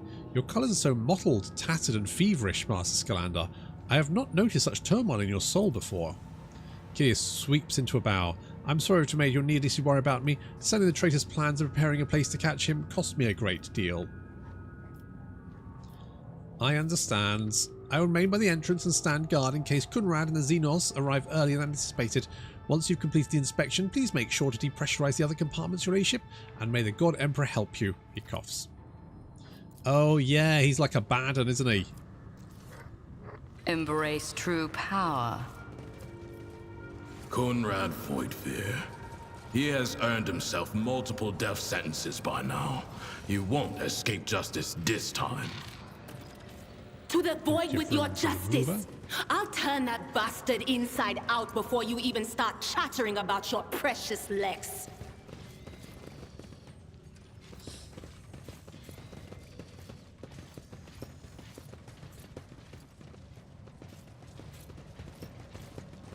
Ooh, goods. Yoink.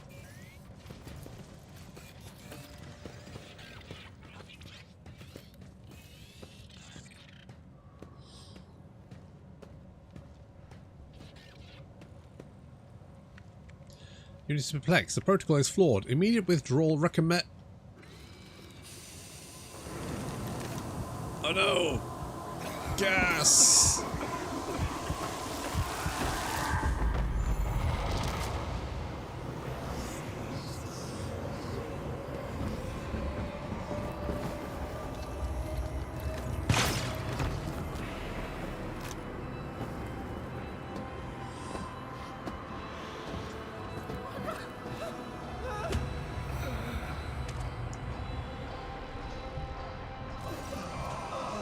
You gasp, sucking in the poisoned air, each breath scorching your insides with liquid fire from throat to lungs.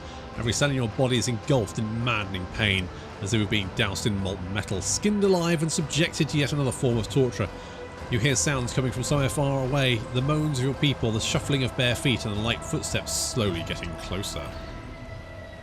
Rogue Trader! A long-awaited meeting indeed. You can barely see anything through the haze of agony, but you still remember that voice well, the voice of the Xenos who devastated your capital world. Marazai's face is hidden behind a helmet, but his tone leaves no room for doubt. He is smirking. Xenos turns attention to someone else. You have proven quite useful, Monkey, an uncanny quality for your kind.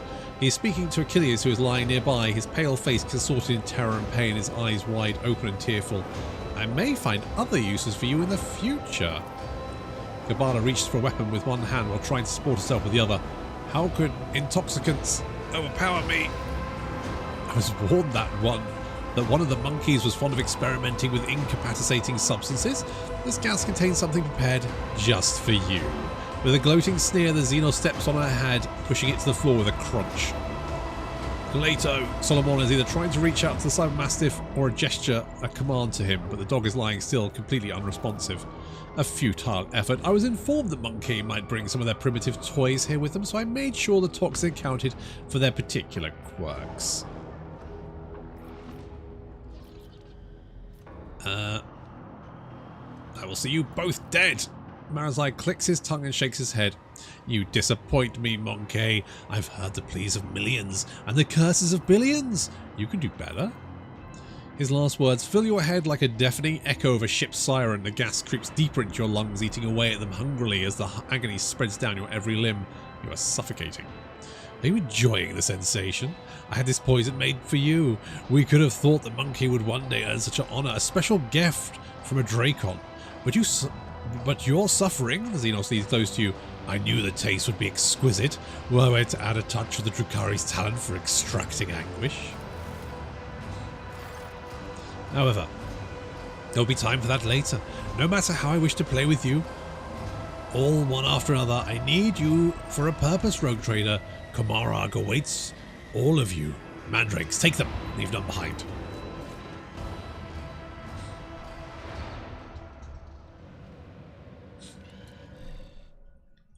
Wibble wobble. I do like the Drukhari. I do. I like they've. There's just something about them. I just think they're neat. I like the Tau. I like the Drukhari. The Elder can go fuck themselves. They are neat. They are neat. Your consciousness emerges from an ocean of darkness and nightmares. There's someone's powerful hand reaching into its depths and brought you into light. In the dark room, long and angular shadows move around and exchange remarks. One of the shadows approaches you, ripping apart the veil of pain and revealing features that look familiar to you. You're awake, Monkey. Marazai's voice is sickeningly sweet. He's looking at you with idle interest, rolling a soft and milky-coloured object from one hand to the other. Our toxin master spared no effort to drag you from the induced dream. I must commend the Nightmare Weavers. The emanations of fear you exuded in your delirium are worthy of the highest praise. However, it's time to finish what you were brought here for. It is time to work for the good of the Cabal, Rogue Trader. There we go. Strange and Oral.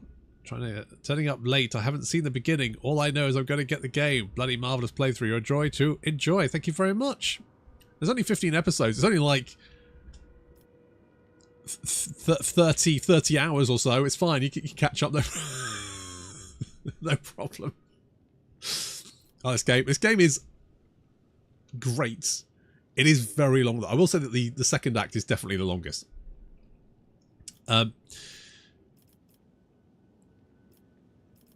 What do you want from me? It is dense. It is, yeah.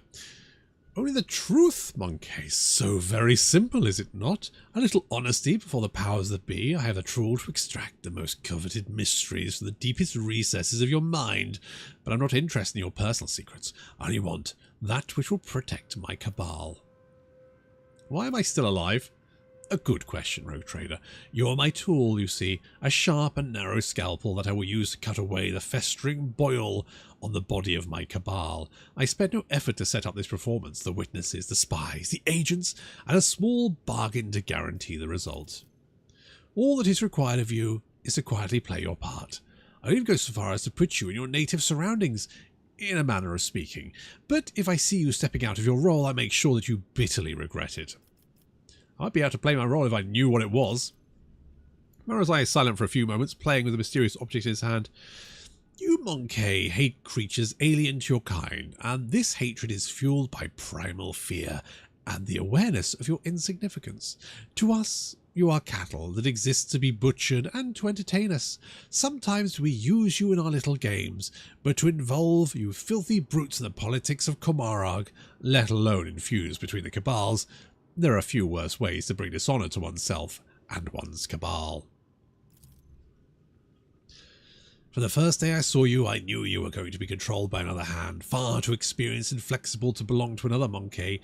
You stayed ahead of me and, Tazara, anticipating our moves, fought back with surprising skill, and I can guess, no, I know exactly how you were able to know so much. Only one creature was sufficiently aware of our tactics and raid plans. You will help me expose her and restore the Reaving Tempest to its former favour. I have a secret for you, something your spies and agents failed to uncover. Something about the tone of your voice makes Marazai freeze, and then come closer and lean almost in your face. His black eyes greedily devour your slightest movement, and his voice drops to a mocking whisper. Very well. I am listening, Monkey. I will kill you all. Marazai's pale lips stretch in a smile. I would love to see you do that, but no, Monkey, I will not be denied such entertainment. Drukari's gestures to one of his shadows near you, and your head is forced backwards. Marazai brings the hand holding the strange object closer.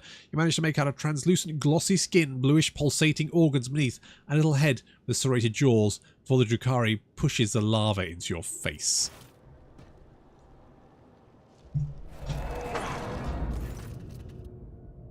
Sensing warmth, the creature springs into motion. A moment later, it's blindly poking at your skin. Skin? It discovers your nostrils and lurches forward, stretching the skin and tearing through the mucous membrane. Unbearable pain overwhelms you as the lava begins to force its way through the soft tissue and cartilage. Each of its movements causing a crunching noise to reverberate through your skull. The creature greedily bites into flesh and moves ever upward past the bridge of your nose, past your eyes, and then something alien invades your consciousness. Darkness clouds your eyes, but the sensation of an alien presence does not relent. This is not a conscious mind, but something primitive, yet unbelievably strong in its unknowable pursuit. It is crawling around your thoughts, scratching them with its sides and changing their shape. Perhaps all this is just a bad dream, a quirk of the intellect exhausted by endless troubles, a calumny of mind too weak for the burden. It was made to carry. A stray light dawns at the edge of your perception. If 2023 had a nickel for every game with brainworms, it would have 2 nickels. Just the 2. You have disappointed us, rogue trader von Valancius.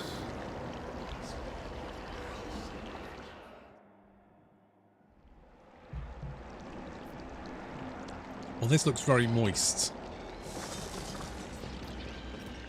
Oh look, I can ignite now. Cool. Hello? The world will bow. How is it you managed that you were the only soul who managed to escape the trap at Rykad Minoris? How much truth is there to the rumours the heretic Commorragh Voidface spread about you? I mean, none? I've done a lot of weird, nasty shit, but oh, this is the ship.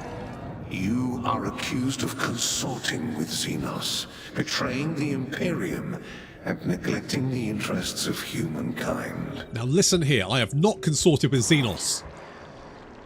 How dare you? Pulsating strands stretch from one under Cassie's headpiece, one wrapping around her neck, while the other drains her lifeblood through her weeping eye sockets and mouth. Oh my god. Solomon's bloodless body is sporting enormous teeth of iron pulled from the jaws of his loyal Cybermastiff. Every exposed area of Vegeta's skin is mottled with an intricate pattern of scarlet blisters, crimson indentations, and charred tissue. A passing ray of light reflects off the gauntlet's tiny blades that look like they sprouted from inside Adira's body. Cabana's skin is covered in countless injection marks, black tendril-like webs of burnt nerves radiate outward, every single one. All of the Cold Trader's bones were broken from an augmented arm. was ripped from its socket. The bones of every finger on the railing hand are twisted and sticking at strange angles. Well, that sounds fun.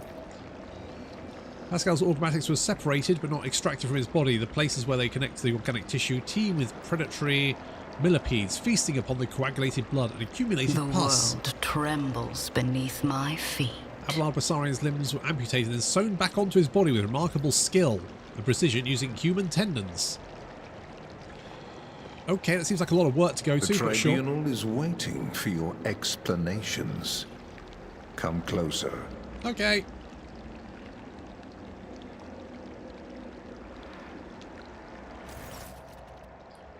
And here comes our principal witness, the rogue trader herself. Heinrichs gives you a cold look. If the presented evidence was not enough to convince you, her testimony will conclude this confusing case full of oath-breaking lies and heresy. At least a servo... Oh yeah, at least Mr. Servo Soul came along for the ride, that is true. I mean... Kendall's brainworms died. Probably of starvation or drug... yeah. That is the problem with brainworms. You dragged this girl into this trial and now expect someone will lend an ear to the lowly heretic's testimony? I thought better of you, Interrogator von Kalox. I was so very wrong. Lady Theodora's voice sounds even harsher and angrier than you remember. Lord Inquisitor makes a vague, dismissive gesture. Enough. Let us speak. The sooner this business is concluded, the better. Then let us continue. Shielded by the powers of the warrant of trade granted by the Imperium, Theodora von Valentius more than once allowed herself to openly collaborate with Xenos. Never seen a contemptuous grimace on the interrogator's face. She plunged her entire protectorate into apostasy and heresy, including the current rogue trader, and went out of her way to prevent the Inquisition and me personally from maintaining order from inside the Expanse. Does the rogue trader admit to fraternizing with Xenos?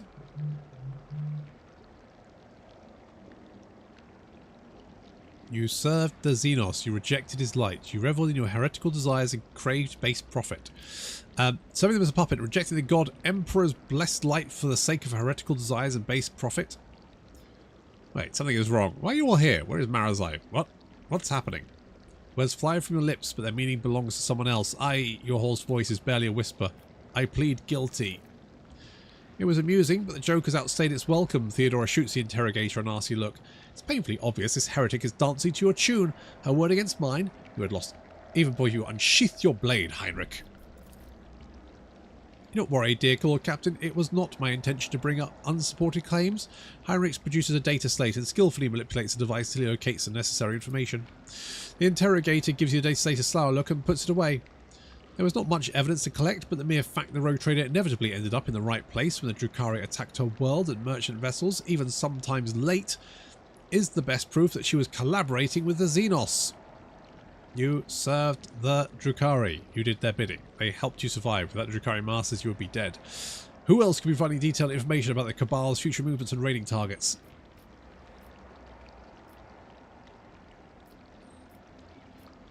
Submit to the illusion. Yes, I did cooperate with Xenos. This I will not deny.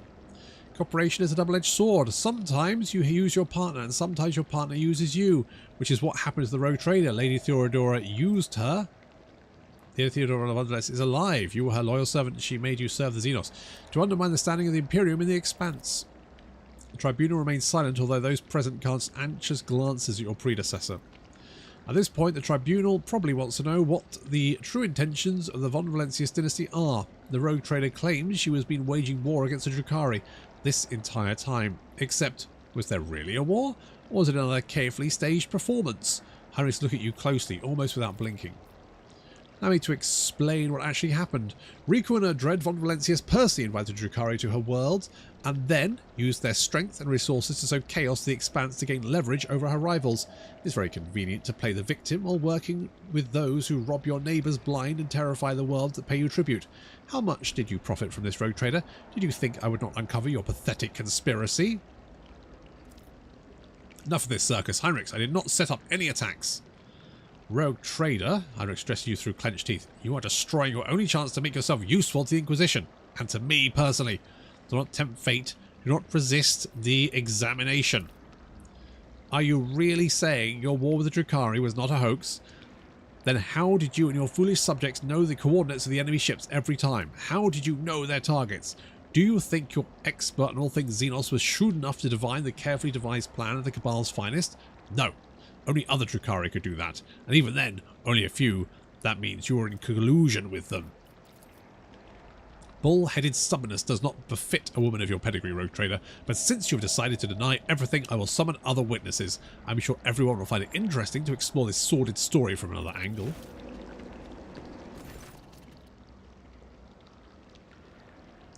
Pale as death, Achilles emerges from the shadows. His eyes are fixed on the interrogator and are overflowing with almost manic submission. I want the court and everyone in attendance to know that everything Interrogator von Kalloch said is true. We did collaborate with the Drukhari. We were appraised of the upcoming raids and knew which colony had the sword hanging over it in critical moments. We surrendered Vobos 6 to the depredations of the Xenos on the Rogue Trader's orders, so Drukhari would not have any unnecessary suspicions about our continuing success. We let them attack the capital world for the same reason, hoping to cut off the Dracon's head, but we failed. The Dracon was too swift and too cunning. Hynix raises his head triumphantly and looks around the bridge at everyone present. A servant of the Inquisition would not lie at a sacred tribunal hearing, would he? Hynix looks with satisfaction, noticing your reaction, or rather the lack of it. The court has been presented with enough evidence, and I hope no one is harbouring any doubts as to the guilt of the von Valentius dynasty, but let's us allow the Rogue Trader to say her final word. We're curious to know what you have gleaned from this inquiry.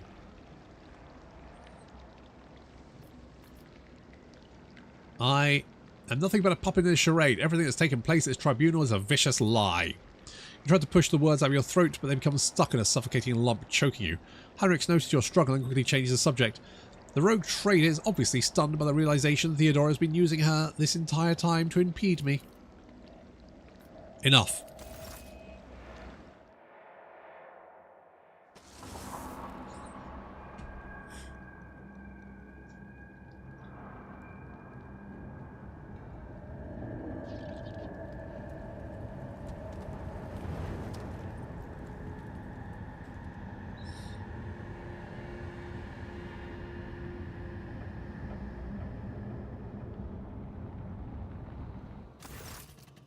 After the spell is lifted, staggering pain pierces your body, darkness clouds your vision, and nausea creeps up your throat.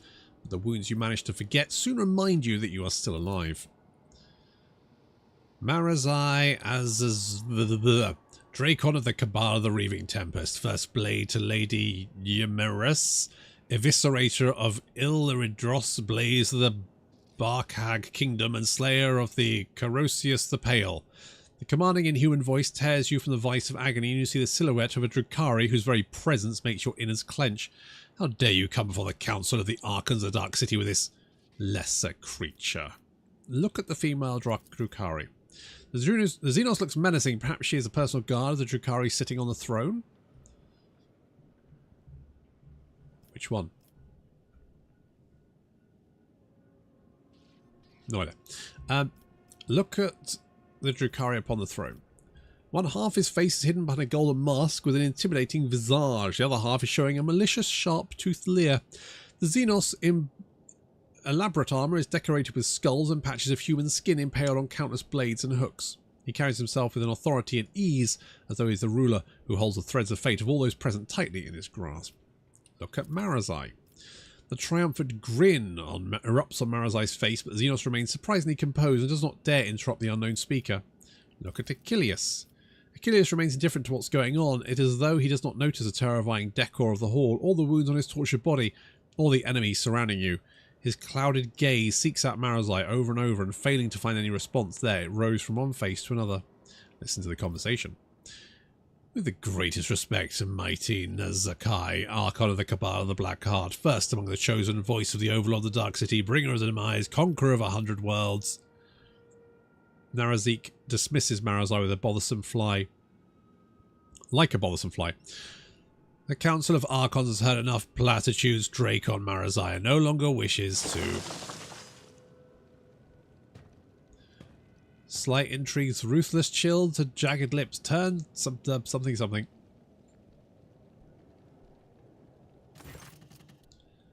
A vitriol verbose, the cut and thrust, keep time with fate's own machinations grave, whose deft footwork leads to naught but dust, while from its brutal finish none can save. This play the puppet master granted me, through murky stalls a path obligingly. The Puppet Master has Vect himself invited you to this chamber? The Archon chokes on his own words, but quickly regains his composure. No matter, you may be our guest, that guy, but you're merely a spectator in this performance, and spectators do not belong on the stage, as you undoubtedly know. Do not interfere.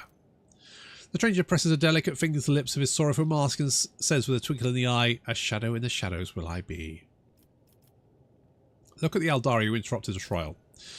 The bright motley, the holo suit, the mask hiding the owner's face, and the graceful, subtle movements. Before you stands a Harlequin, another representative of the multifaceted Eldari race. The Xenos catches your eye and nods. For a moment, the play of shadows on the mask appears to twist its expression into a mischievous grin. Recall what you know about Vect. Judging by the Archon's reaction, this is a prominent figure in the Drukhari hierarchy, but memory fails you. You're not familiar with the Xenos by that name. Hey, Archon, or whatever your name is, I shall soon be adding your mask to my collection of Xeno artifacts.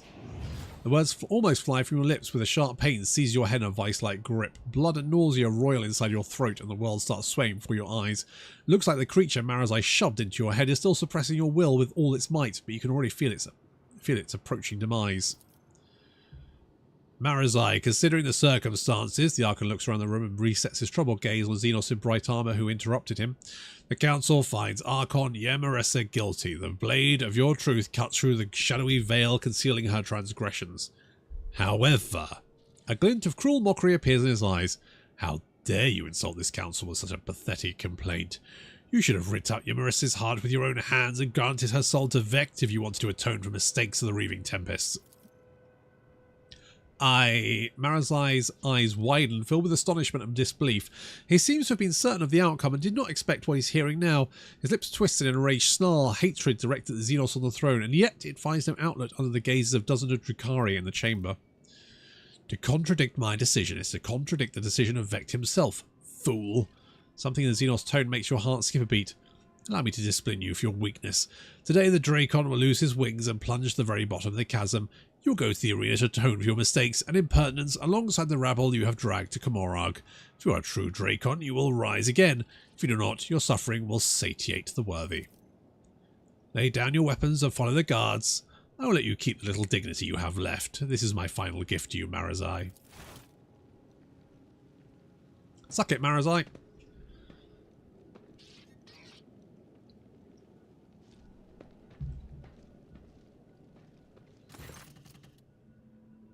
The Archon nods in satisfaction and makes an unfamiliar gesture. The guards draw close to you. Let us return you, Yemeressa. The Harlequin's laughter interrupts the Archon and echoes under the vaults of the chamber in a resounding baritone. And all the masks upon their marks now stand. The slave of vanity the spire ascends. The thief and traitor cut downwards by her hand. Unbeknownst to all, the fate depends upon a lead unseen, a player green. The Harlequin leans forwards and eyes you with genuine interest. Is this how you treat the hospitality of Commorragh? The Archon angrily balls his fist, a shadow of wrath hanging over the Eldari interloper like a thundercloud. I thought your words were worth more. You insult me by interrupting the trial again. The Xenos sweeps a theatrical bow without taking his hands off Azraki's face. You Archons speak just to rebuke. In truth, fate's melodies and snarls fantastic have entrapped me here. When I heard them play, I could not keep my lips from grinning wide. Here comes the hour of shadows to retreat, to where the curtain waits to rise. The laugh, with no beginning now, sends forth the call. Ow, I needed that blood. Oh, not a chasm.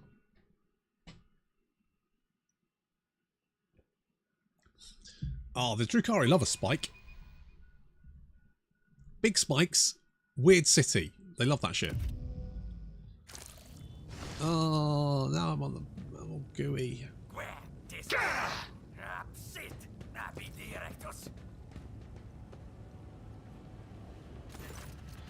The world's an impenetrable haze of warm pain. You lie motionless. No, you rest. In the murky gloom, slowly dissolving into nothingness. Sometimes your repose is troubled by unpleasant and persistent tremors coming from a place where your legs used to be. Do your best to ignore them. Away, you vulture, this is not your prey. A vaguely familiar voice reaches you through the curtain of darkness, but your disobedient thoughts refuse to reveal where and when you heard it before. Was it just recently or 100 lifetimes ago? The trembling from your legs is replaced with a violent jerking motion, and then it finally stops.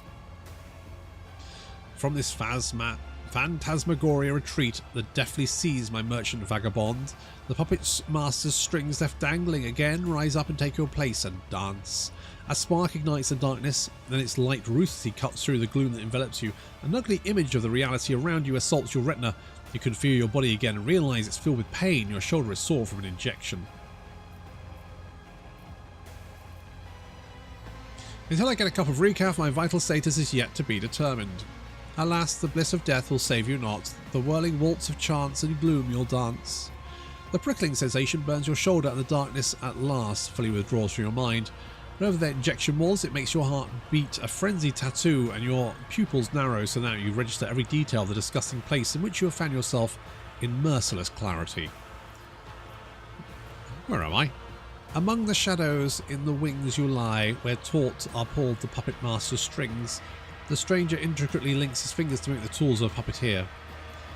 Feel your body.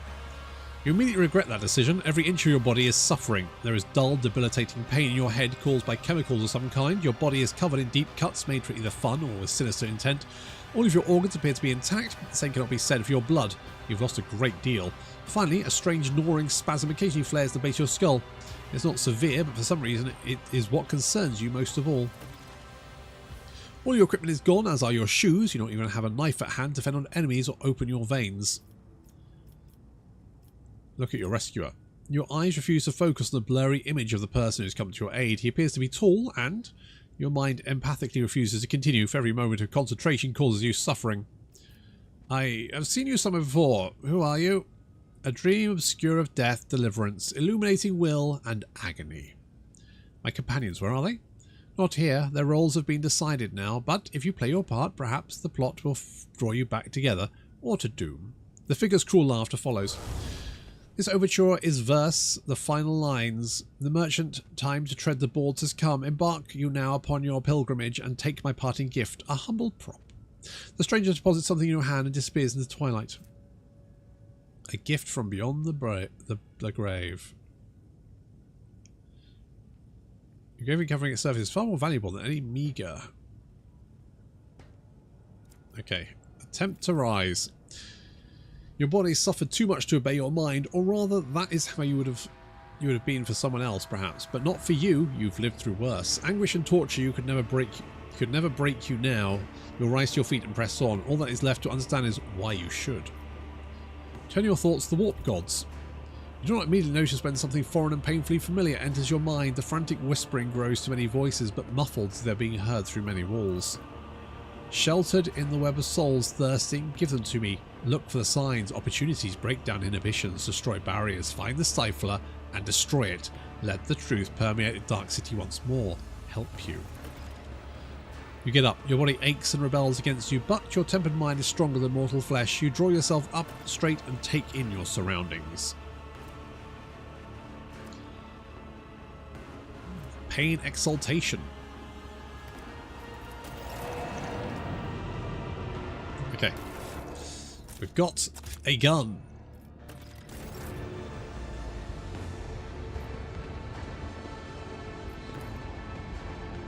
I shall not be deterred. Let's seize the opportunity. Perfection.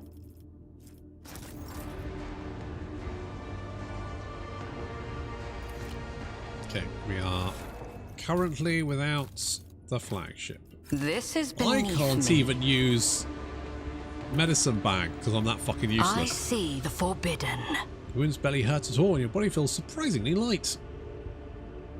That's good. No heavy body to carry. Bitter taste of defeat. Ruinous favor prevails. Multi-key.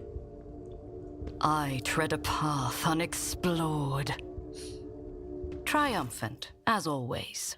Oh, a skin patch removes 1 trauma. Can I use that? Oh shit, son, I can.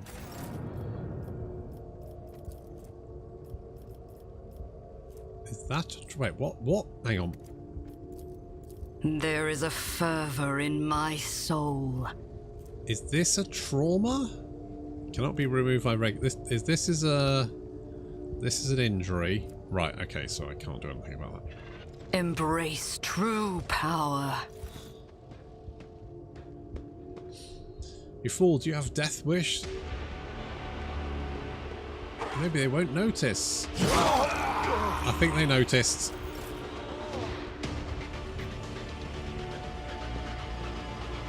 Mind you, I do have a bunch of abilities that probably quite had... Okay, let's try and save it here just to be on the safe side. Like, I can set people on fire, I can shout at people. You are but a fleeting flame before my tempest. I will revel in your pain. Okay, you do that.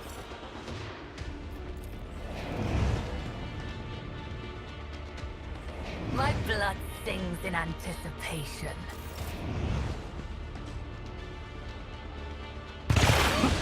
Laughable. Ow, my bones. Okay, I could do... Ruin beckons. This will give me medical stuff, which is handy. Then I can...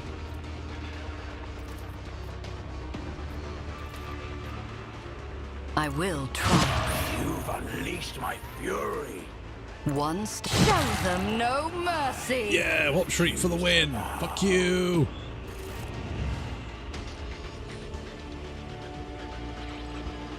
Klingons from Star Trek. Comfy Federation chairs, true way sit on spikes. Intriguing. Good old Klingons. Not as good as Cardassians are always my favourite though. We can't actually... Can we... I guess it doesn't really matter. Just chuck everything. Like, do we actually need this shit? Probably not. I'll take the microfilament grenade though, just in case. Shouting at people really works.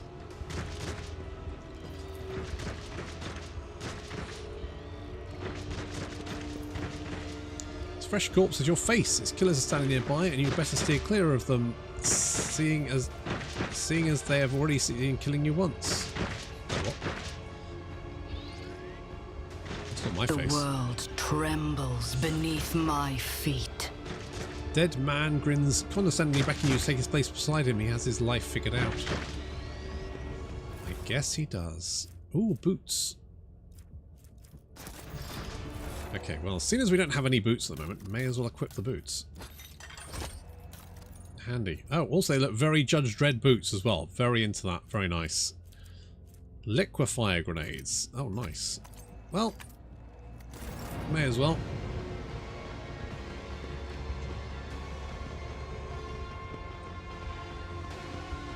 Honestly, going heretic and having the warp shriek, super duper useful. If you surrender to the cough and lie down, it'll be easy to breathe and your lungs will stop burning.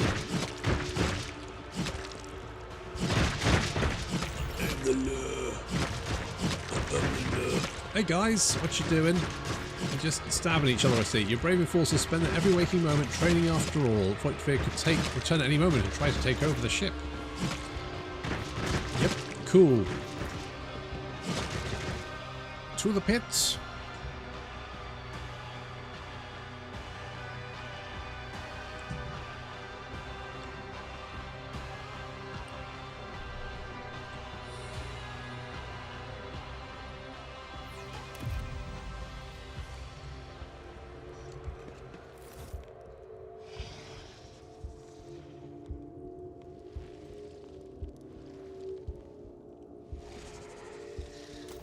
I tread a path unexplored. The venue you found yourself in is filled with heady smoke and the walls are lined with living shadows. The centre of attention is a snake-like Xenos who is engaged in conversation with a pale, harried-looking Drukhari and pays you no mind, much like everyone else in here. You've heard much about this breed of Xenos, the Slythe. These creatures can often be found in the entourages of powerful Drukhari lords where they serve as bodyguards and champions. They are just as depraved and vicious as their masters, but theirs is a more primitive intellect and they are driven by baser needs. Survey the room. Everyone gathered here is armed. They're all bear scars. Some of them even have fresh wounds. You notice a few humans among the Xenos. They clamour in a mishmash of tongues, and their laughter rings with lunacy and bloodlust. The air is thick with an all-pervading sense of doom. Your trained eye does not fail to notice that virtually everyone in the place is under the influence of some substance or another, and powerful ones at that. It seems you have wound up in a narcotics den. Observe the scaled Xenos. Leader of this gang is powerfully built. His scaled hide is reinforced with engraved metal in several spots. His long tail coils around and around, and his snake-like head sways gently from side to side. The Xenos is enjoying a state of blissful relaxation. His champion, the gaunt Drukhari, is looking at him obsequiously.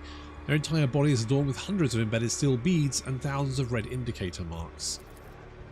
Snake-like Xenos either fails to notice your presence or is simply ignoring you. Iridescent eyelid membranes slide over his eyes, momentarily shuttering them, no doubt a telling look amongst his kind. Without deigning to look at you, the cadaverous Drukhari mutters, "Malice wants you to disappear, pathetic whelp." Tear at the Drukhari's throat and start drinking her blood.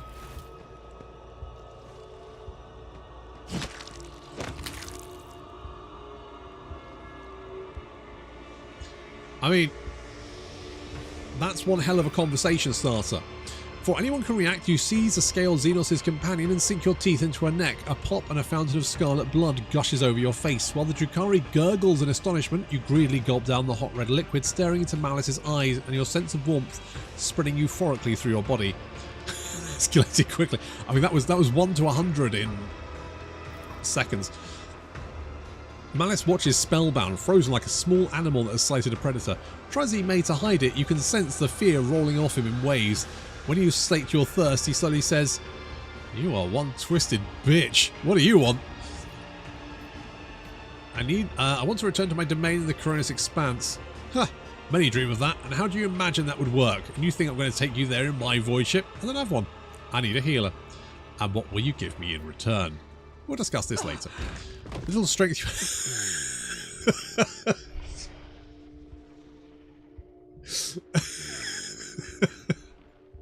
Can you imagine that you just like walk into this place, go right, rip out someone's throat with your teeth, with your bare teeth, and this guy's like, "Holy fuck, what do you want?" You're like, "I need a healer." He's like, "No," and then you just collapse in front of him.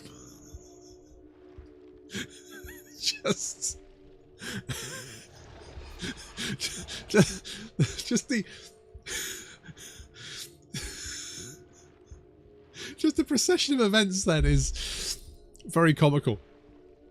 Through the drumbeat of your heart, you hear Malice's voice from somewhere far away. "Patch up the humanling. She has character. I like those ones."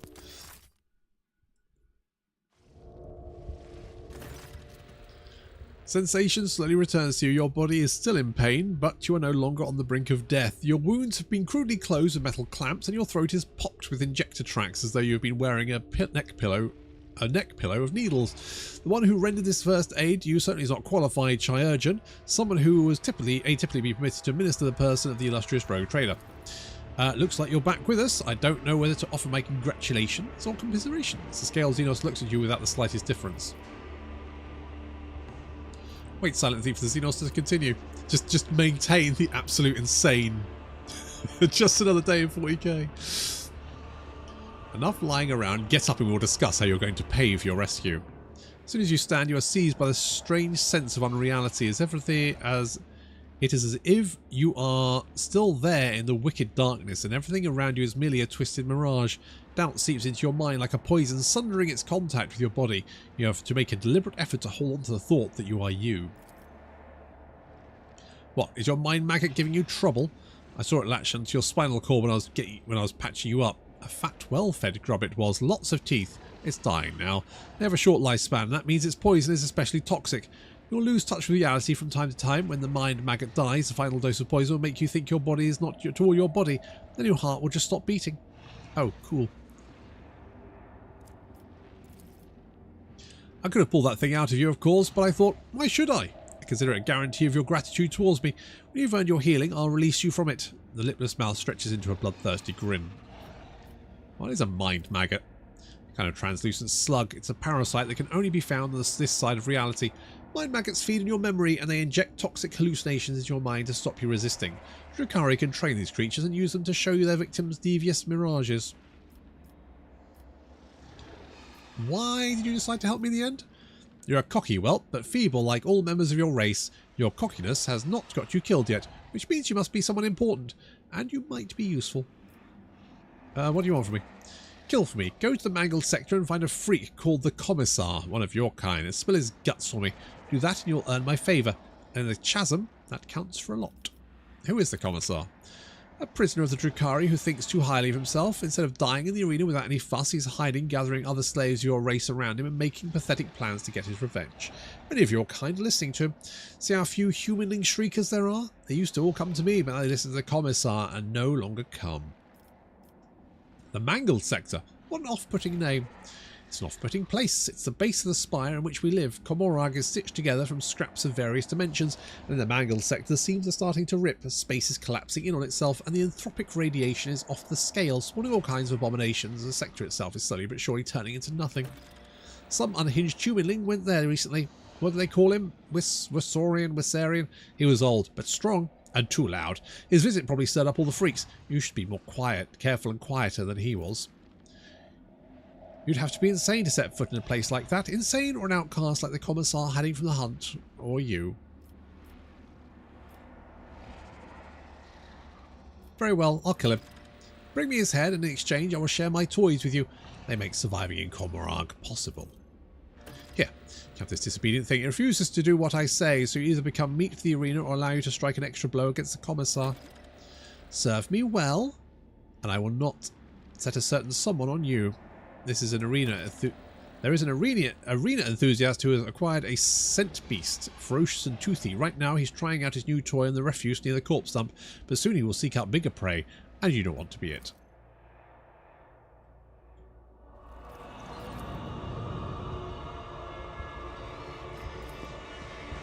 I shall not be Crucial blows deterred. carved in Gladiator's skull, but surprisingly, it's still alive. Embrace true power.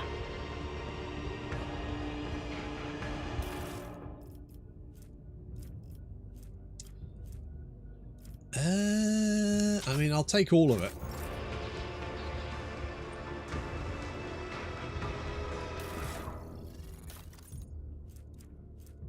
What we got?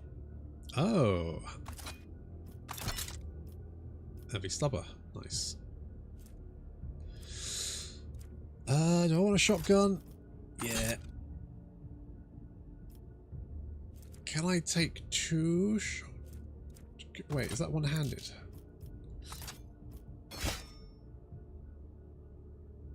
I mean, sure. The world will bow.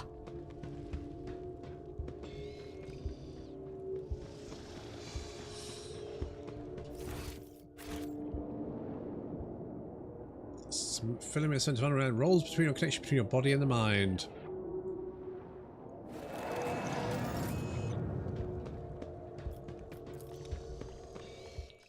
The streets of the chasm. Malice is caroused right now. Damn right he is.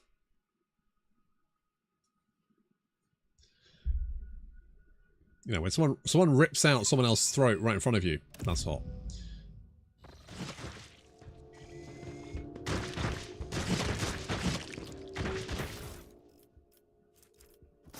Yoink.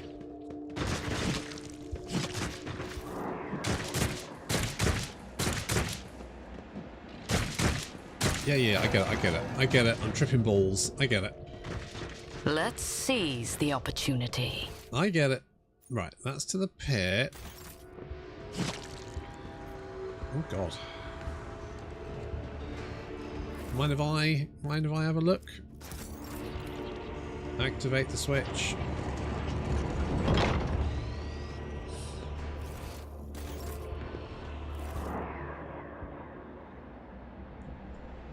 I get it.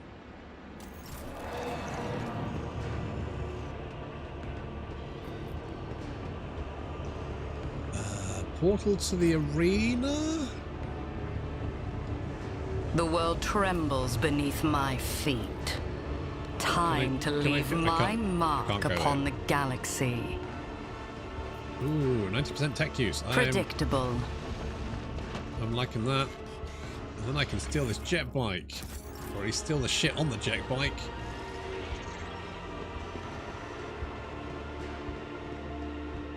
In fact, I can steal all their shits. Ruinous favor prevails. Handy. Pretty sure that the heavy... Yeah, I used to use... on the last run, I used a Genta with the heavy bolter, and it was... she was amazing. Basically, I just had me as an officer and Cassie as an officer, basically just going, shoot more stuff. Just every time a Genta came, one of us came around, we just told the Genta to shoot stuff, and she did. And it worked really well. She was best girl. Predictable. I tread a path unexplored. What the fuck's that? Xenospasm grenades. An incubus clave. Ooh, that's pretty good. Adari Ranger sight. Hand of offense. Oh, melee attack is increased by 6. Nice. That could come in handy.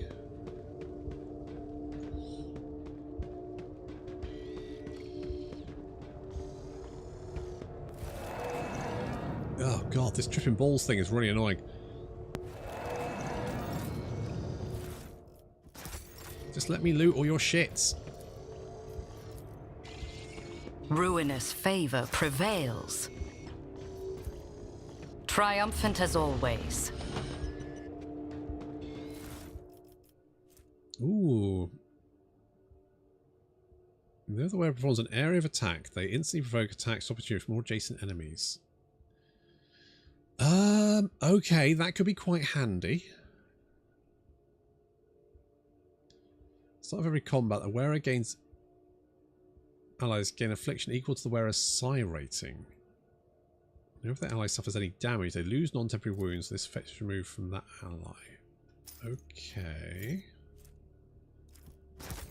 Okay, interesting.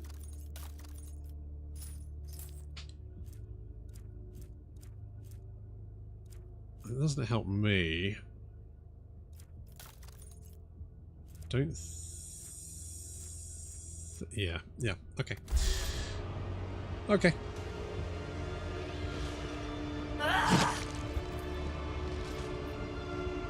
Perfection.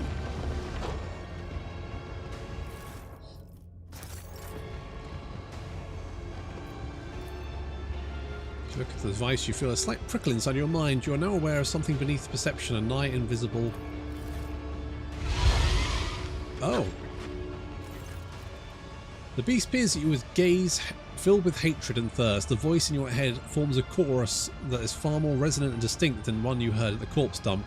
You have taken the first step. Continue on your path, chosen one. Find the place that those like this one call the anatomical opera. Find the creation of the faithful and create a new breach. Once you have completed this task, summon the faithful and offer them a sacrifice. The third strike will reveal the way to the finale. The Dark City will be rendered defenseless, and you will have your road to real space. Embrace true power.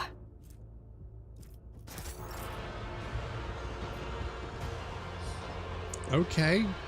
To the anatomical opera. Not this way, meat. Okay, I guess we'll do that. Oh, hello. Okay, that takes us down to the bottom. Were we up there? Maybe. I don't know. I find this place really confusing, which I guess is probably the point. What's this? Set the elevator into motion only when the wretched victim die inside the device. The world will Okay, bow. cool. But this is the way to the mangled sector, which is where we wanted to go. Oh, I see. They, That feels like a very obtuse way to have an elevator work, you know?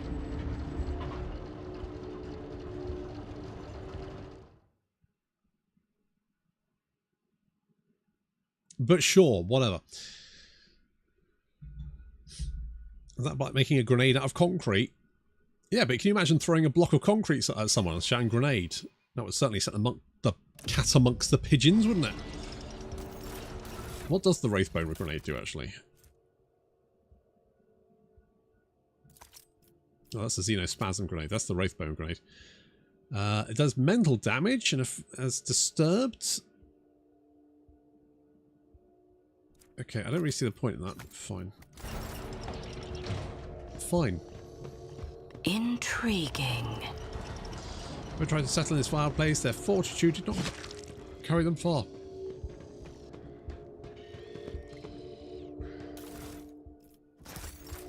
Right, where's Abelard's?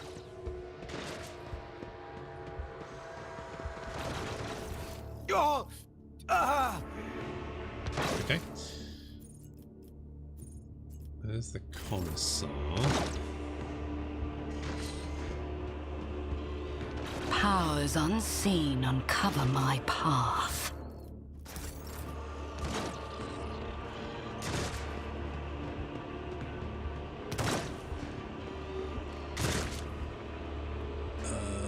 There you are. Makeshift Aquila looks somewhat pitiful, but the evident diligence and passion that went into its creation speaks the piety of the creator.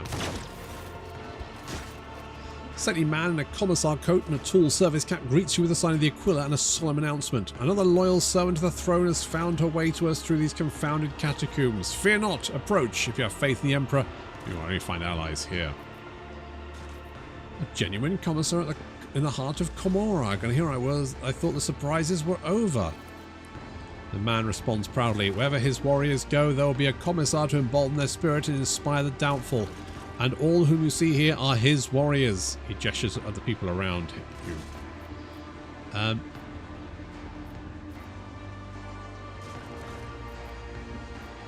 Look at the commissar.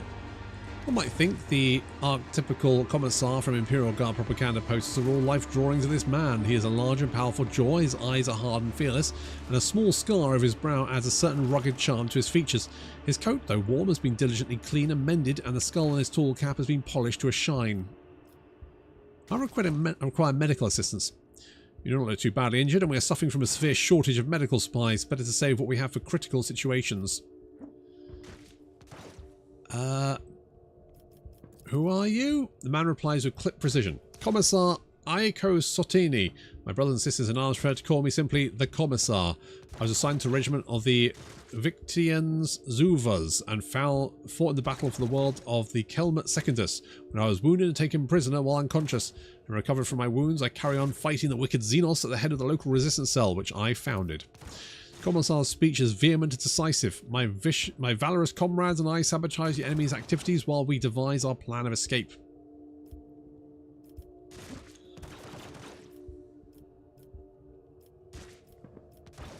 Founded a resistance cell, did you? I wonder why you've not yet been killed. Most suspicious. They've tried, oh how they've tried, but every time the Emperor protected his servant. The Commissar smiles fearlessly. What were the circumstances of your capture? We engaged the enemy of the world of the Kelmet Secundus in the Marcani Marches and the Calixis sector. The loathsome foes of humanity were known to launch raids in the area, so we received orders to defend the good subjects of the Imperium. When the profaners descended upon us, we gave them no quarter. The enemy was routed and my unit drove them back to their ships. Our counterattack drove a wedge into their advancing horde and thwarted the invasion. It also meant we were cut off, both flanks and surrounded. We fought valiantly for several hours to stop the enemy ranks from reforming from a new onslaught until we deplete our munition reserves. By that time, our superior officers had already fallen, so I led my people in a bayonet charge. We taught the Xenos a lesson in blood. And then, I have no memory of how the battle ended. I came to consciousness in this foul place, disarmed and on the verge of death. I thought I'd die. It was not yet time for the Emperor to release me from his service. What does the Resistance do? Commissar observes his humble army and says with enthusiasm, our first ongoing objective is to keep bolstering our ranks by seeking out prisoners who haven't yet lost faith and willingness to oppose our nefarious jailers. Our second priority is to arm ourselves and train. I teach my soldiers the basics of guard tactics in order to mold them to a fully fledged assault unit. Most importantly, we gather information and plot our escape, and a day we might pave the road to freedom if the corpses of detestable Xenos is nigh. The Commissar rallying shout makes his people square their shoulders, proudly straighten their backs and respond with a fierce war cry. I have other business to attend to. Right, we need to kill him, I tread a path I feel like it might be risky to do it right now. Yoink.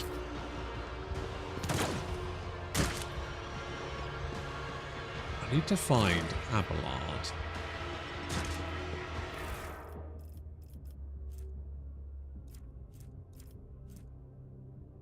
Oh, nice.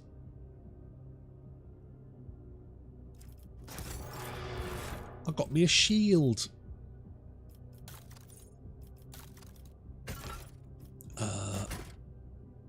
A burning shield.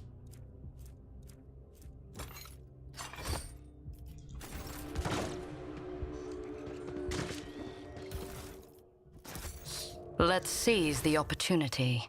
Right.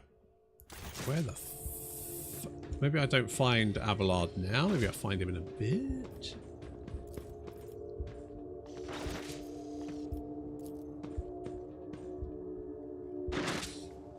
Failure stings. All that clothes and solid looking armor. A Kate in his boiled insides. Ooh.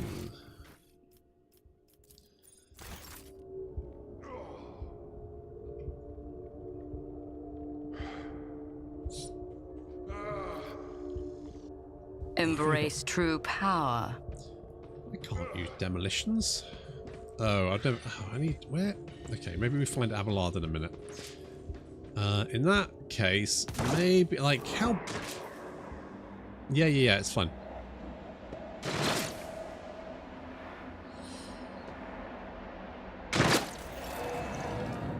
What are our chances of killing this dickhead? If we save.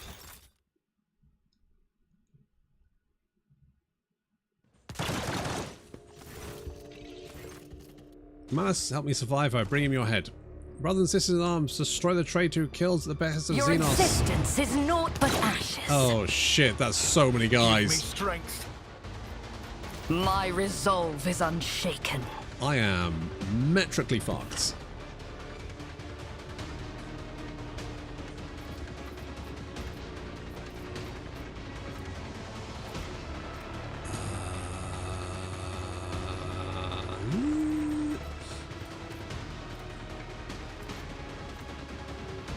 Descend upon the weak. I reject the very idea. I will triumph, a blood-soaked tribute.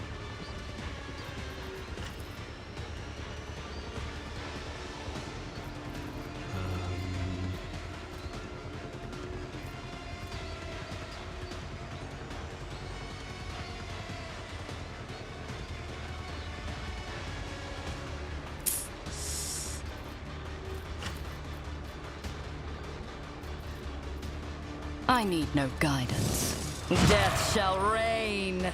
Okay. Ruin beckons.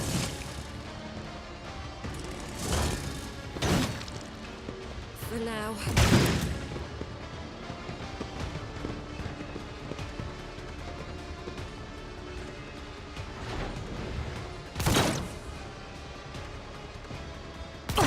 I shall repay your strike. Let's get to it. Shan't I? Could be worse. Your efforts amuse me. Follow my lead. I think I might need friends to do this. Quick! Quick! Don't kill him. Nah, we're gonna kill him. Look out.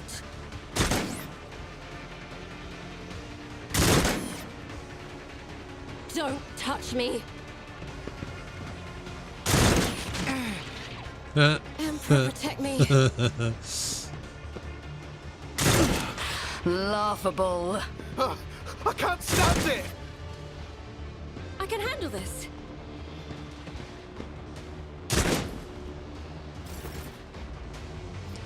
I mean, One step. A blood-soaked tribute. Purpose. Tremble, mortals. I feel I'm doing pretty good. I could... Wait, what much damage does that do? Deals 12 damage to target until it turns... That will deal 12 damage. That won't kill him. So I'm gonna... I will triumph. Shield up. Oh, fuck! This is not the end.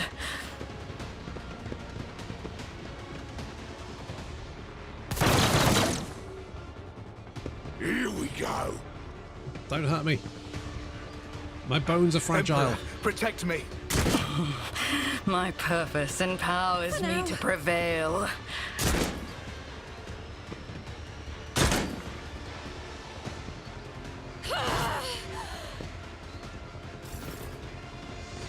Okay,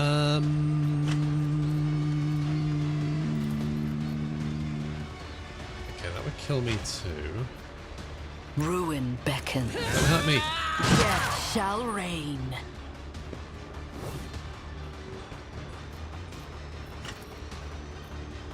I need no guidance. A blood-soaked tribute. Okay. Okay.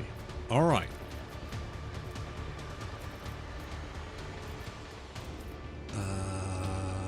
Finest hour. That's not going to help me.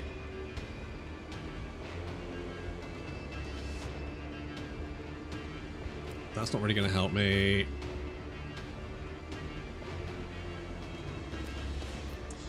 That could help me.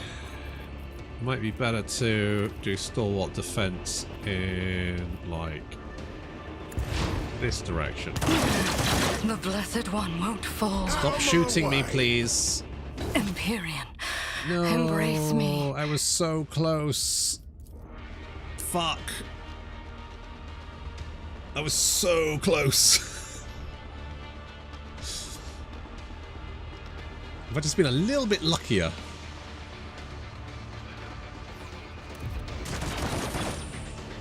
Okay. Intriguing. However, I've no desire to cause you harm. Comments like that sound a contemptuous laugh and nods approvingly at you. The scaled miscreant has long since wanted me dead. He craves my soldiers. He forces us from our base to this perilous place, but he will pay for his schemes soon. Once my plan is set in motion, it's a disgrace to serve one such as he. You want to join our ranks instead? Together we will break out of this accursed city. What is your escape plan? Commissar's speech is brisk and energetic. Some of our own have captured a small Xenos ship that was moored for repairs at a remote unused dock. They eliminated the crew quietly, but left the pilot alive to sail the ship back to real space. We can get to the dock through the dimensional portal located at our own old base. Regrettable Malice and his shriekers drove us out and took over the base, so the first order of business will be to confront him there. I propose that we take him by surprise and deliver the first strike. We will support the attack from the outside.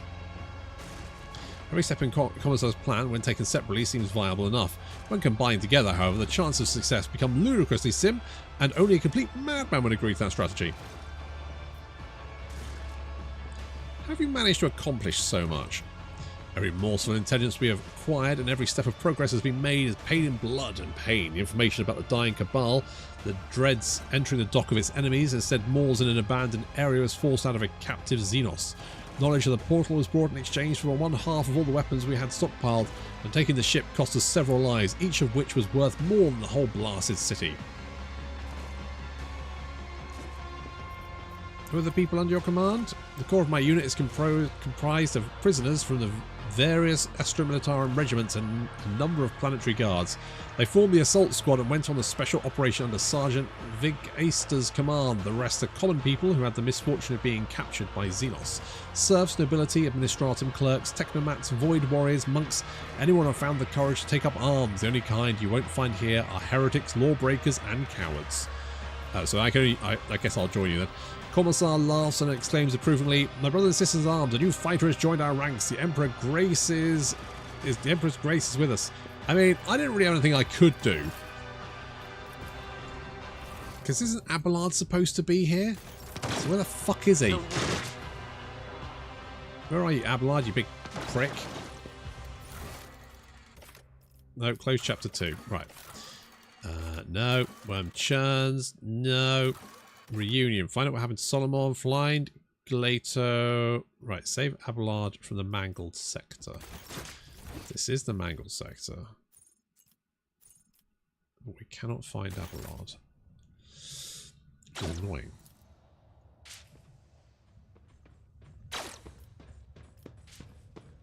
I tread a path unexplored.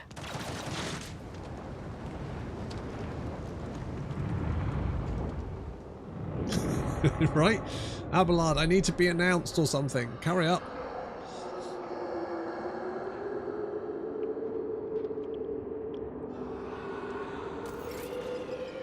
Okay, well that doesn't help me.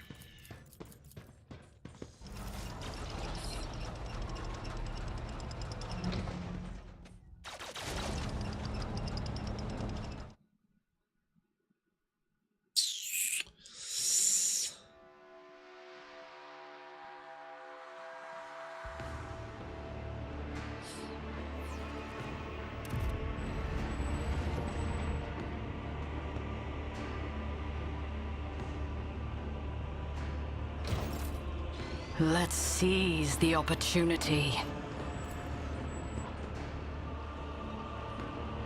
I shall not be deterred. The corpses were inflicted haphazardly, as if the killer was driven by pure How brutality. fascinating.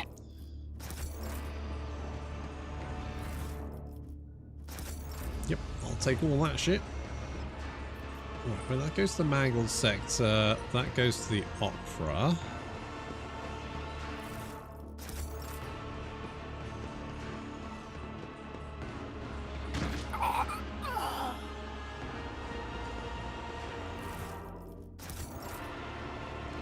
Embrace true power. Come on, let's get the goods.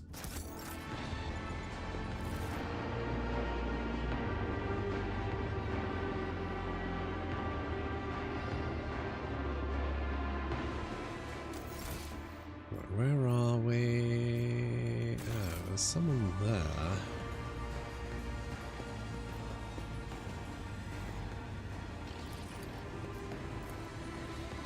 Predictable.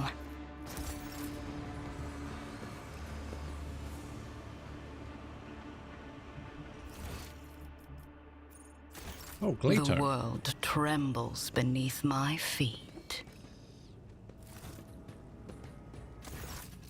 The bloody Glato lies next to the ravaged Drukhari corpse. You detect the slightest movement of the Cybermastiff's chest. He's alive, but he's been rendered inoperable. Can you hear me?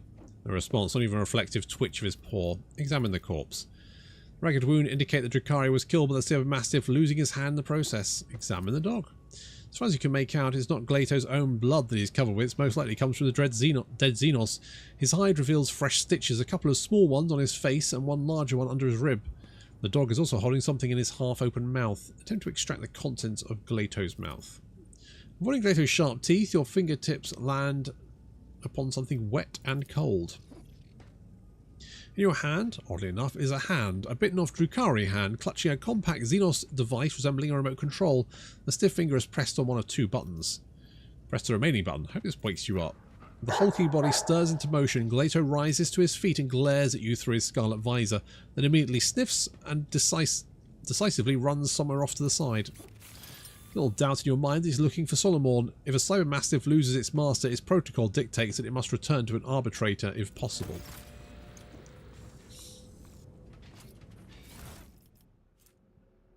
Your request has been granted, so disturb me no further. Your patrons already know we are even. If the beast refuses to obey, use the controller. The top button depresses the nervous system with pain impulses. The bottom one reanimates your plaything. If you get carried away when doling out punishment, be sure to experiment with the device. I have no doubt the result will delight you.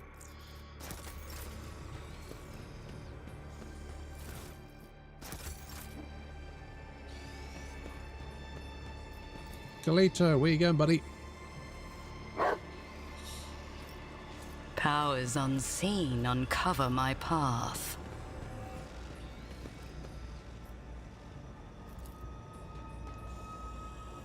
You want to go down?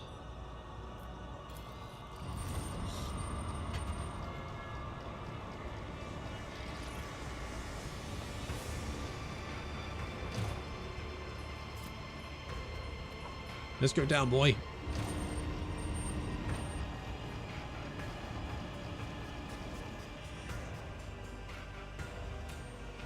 There's definitely a part of the mangled sector where I could hear the Abelard takes damage sound effect. Oh, my head is ringing.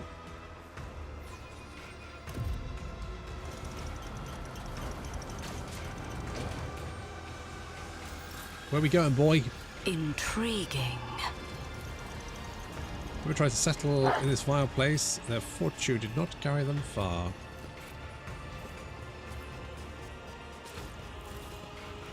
Oh, there you are.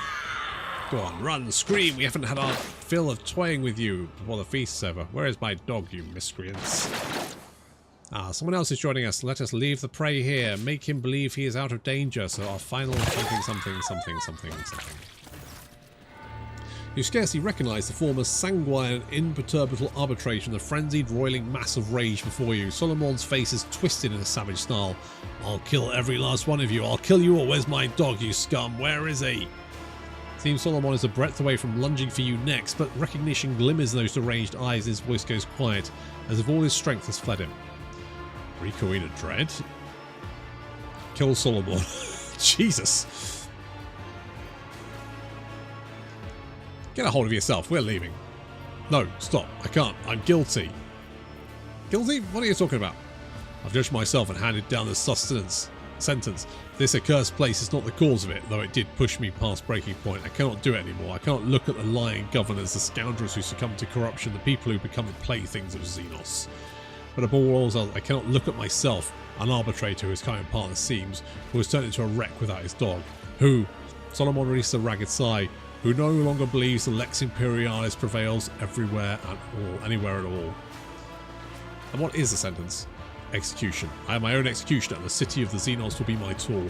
I will kill as many of the spawn and their human servants as I can, and I will go to the Emperor for my final judgment. And what about Glato? Like his master, there is something wrong with him. Metal face trace over the stitches on the side of Mastiff's forehead. But he is not beyond repair. Take him. Maybe you'll escape this place, and a tech priest on the flagship can fix him. I can't even guess what Xenos have done to him. Someone slowly raises his hand, his face is twisted in torment. Perhaps his injuries are causing him pain, or perhaps it is the words he's trying to force out. Glato, Protocol, Morsum 80, guard the target. Solomon points a trembling finger at you.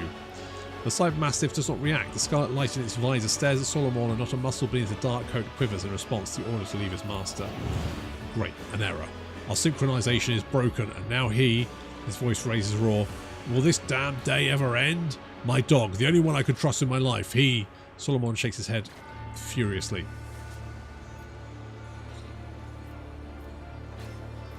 He's what? Betrayed you? No, he's not guilty. He never was and never will be. It's just, you can see I have a problem, can't you? What kind of arbitrator turns into a quivering mess over a Cyber Mastiff? It's a dependency, a weakness. I'm no longer fit for purpose. You do realise you're talking about a half-servitor, a tool. There is no meanness in him, no fickleness. Tell me I'm mad, that he's my dog. Without him I'd lose all reason. Even so, I'm not leaving without you. You will. You can't stand here forever. An aggressive grimace appears on Solomon's face. And besides, you wouldn't want to drag me out of here if you knew the truth. Everything between us was a lie. I always wanted to lie to you, so I did. The truth is, I couldn't care less about you.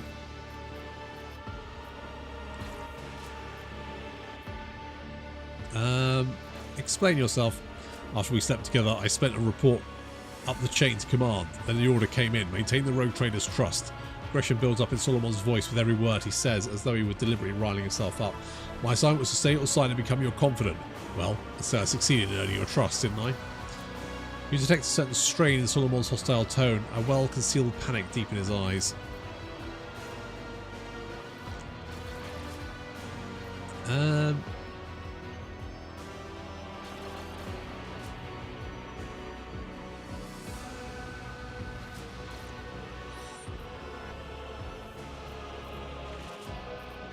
What about Glato in your data slate? Was that a lie too?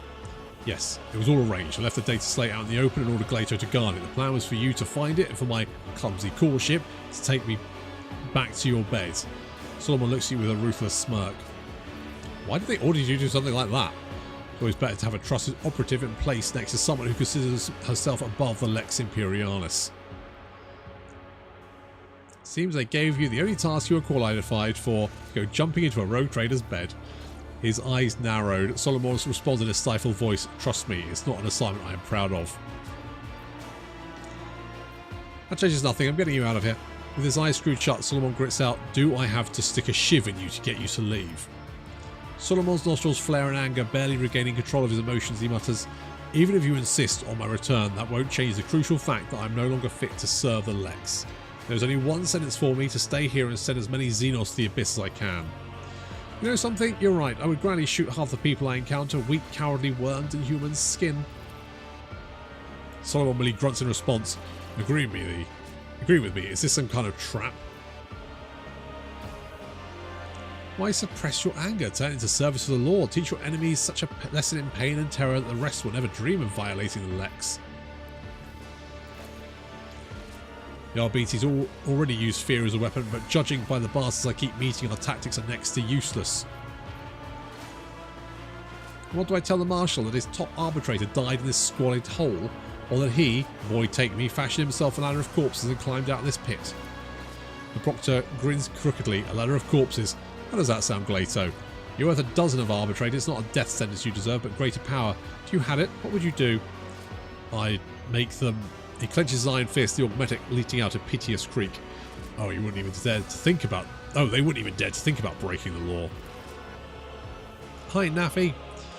Metal fingers close around Glato's collar. Your words have been heard. I'll raise above this foul city and everything in it and return to my duties. Finally! Jesus Christ. Right, where the fuck I tread a path unexplored. I feel like he's over here somewhere.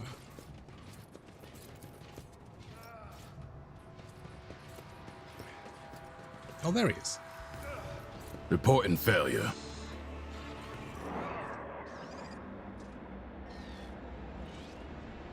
Abelard, you stupid bastard. Where are you?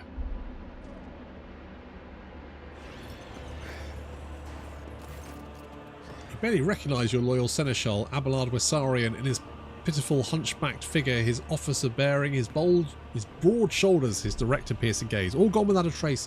What you see before you is a decrepit, quivering old man rummaging through the melodious refuse and mumbling under his breath. It takes you a second to make sense of this hoarse list. Quatharina, love, white amasec, and fruits, of course, love. The children are making mischief again. Quatharina, where are you? The old man's frail voice led him with tenderness and longing. Seneschal, this is your Lord Captain speaking. Oh, Quenthrina. Abelard laughs faintly and immediately launches into a bout of coughing. Deep lines run across his face and a blurry film of cataracts cloud his eyes. The drive stems are at it again. Another council session. Another peal to the logistrums. They will never be satisfied, love, until they make us, our children, disappear. Perhaps we should just give in. You always say that Dragonis is not your home, love. Abelard is looking past you. Abelard is looking past you at someone only he can see. There is a timid smile on his trembling lips. Would you like that, love? Would you rather leave? Leave it all behind? Go somewhere far away? Away from our toils? Inject Abelard with stimulant. No, Abelard, your family's not here. They are waiting for you. Abelard flinches. Family? But you're my family, and you are dead. He shakes his head as if waking from sleep, slaps himself on the cheek and looks up at you. Recoil in a dread. Apologies, that is to say. Lord Captain. With a groan, Abelard tries to straighten his hunched back. Thank the God Emperor death has not found you that.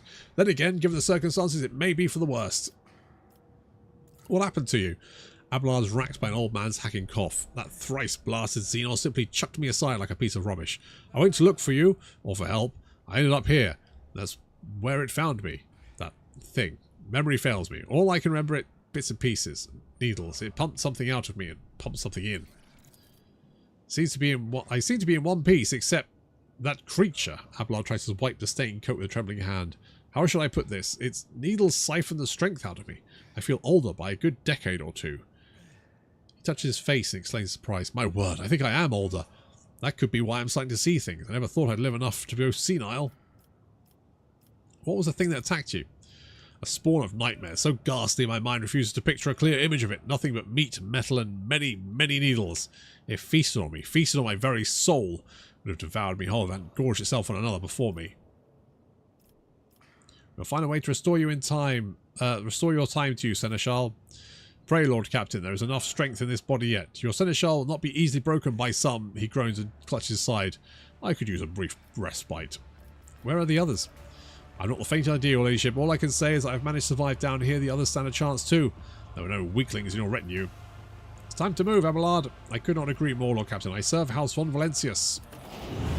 Embrace true power. Dear, poor Abelards.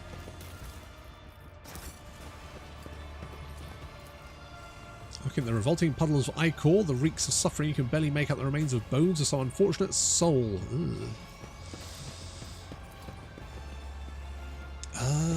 Let's go this way. Experience. Nothing matters more. Right. The world trembles beneath my feet. I bet I can't kill him now, can I?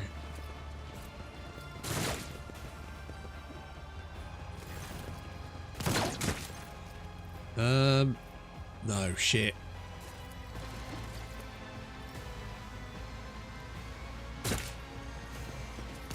Ooh, 80% demolition. Assignment completed.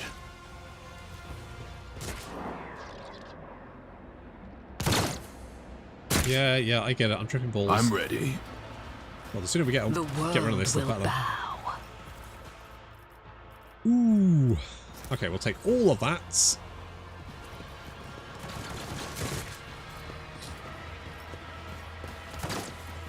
What advice do you seek? What did we get? Oh, well, first I actually need to give you stuff, don't I? So you can have some chainmail. You can have some chainmail. You need a gun. Bloody Vigil will be fine. Could also give you an axe, just in case. And you can have the greatsword. Yeah, that works for me. Okay, what does this do? Momentum is increased by 10. Right, that sounds like that's going to work for you. That sounds like that's going to work for you.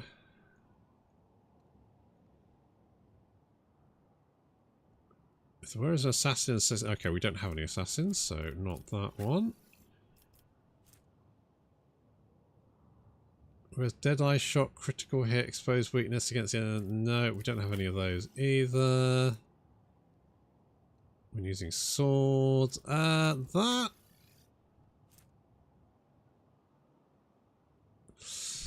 Yeah, but that one's better. Alright, I guess we can't kill the Commissar anymore, which is obviously disappointing. Unexpected result. Nice. Ruinous favor prevails. Ooh.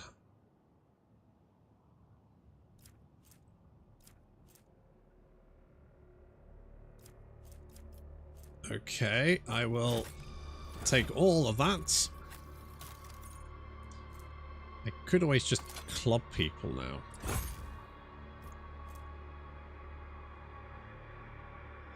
The additional ability that ends the attacker's turn and deals an additional 30 machine damage with 50% armor penetration. Oh, okay. Alright.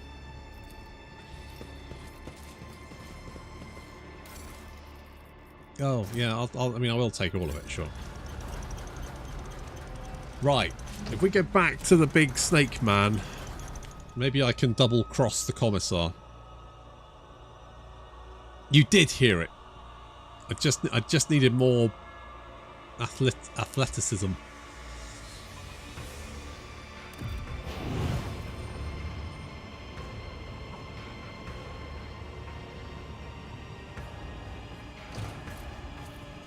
Intriguing. I wonder if we can find anyone else.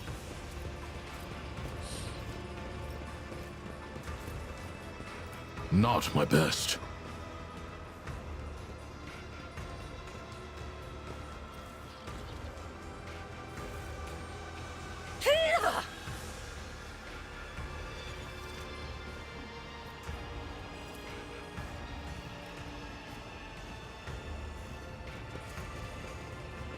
Guess we didn't get that one. I tread a path unexplored. Failure stings. This corpse is infested with countless mutations, looking to make your head throb with pain.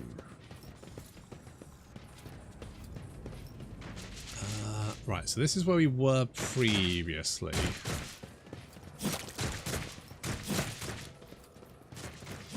To the pit.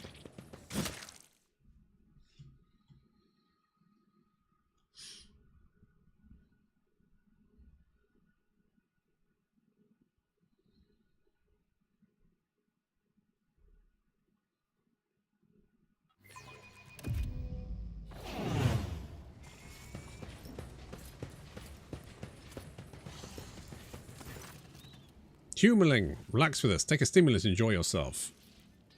I require decent equipment. If I give you that, it will be too easy for you. When you leave, I'll enjoy wondering if next time I see you, I'll be the one in... okay, fine. I have some questions. I have no more questions. I don't... Powers unseen uncover my path. I need to... I mean, to be honest, what I really should have done was... I should load my save, go back, grab Solomon and Abelard, and then go and stab that guy.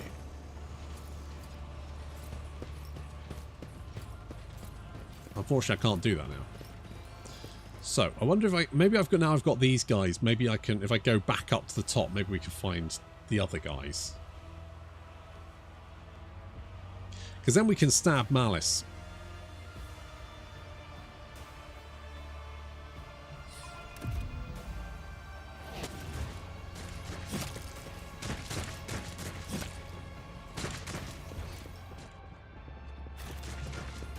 Embrace true power.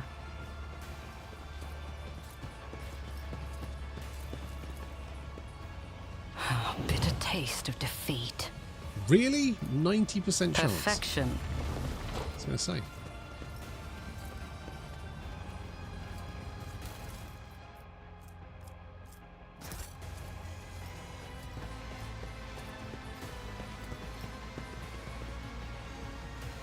Yeah, Adira, we had Adira, we had Kibala, we had Cassia. The world will bow. I'm sure maybe I just needed to like go down and back up again, and now I found them. I found them. Or maybe not.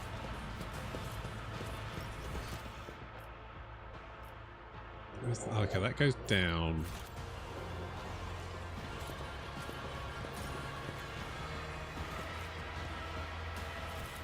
Oh, there we go.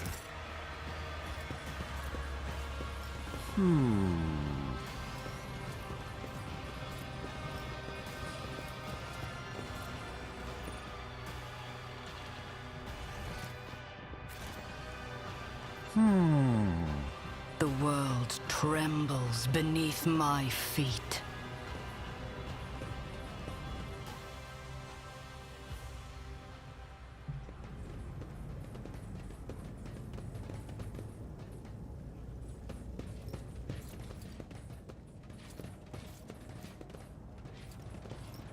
I'm sure last time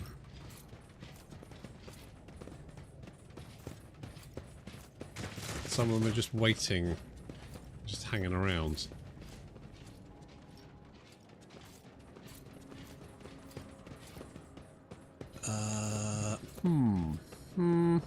What over here? I tread a path unexplored. Can't go to the arena yet. Nope, went us through there. Because I don't think I can take Malice yet, because I remember him being a bit of a pain in the ass. And to be honest, the guy... I mean, Abelard is tough, but he's not my best character. I need Kibala, to be honest. Can I go in? No. It's disappointing. Maybe I just have to kill Malice?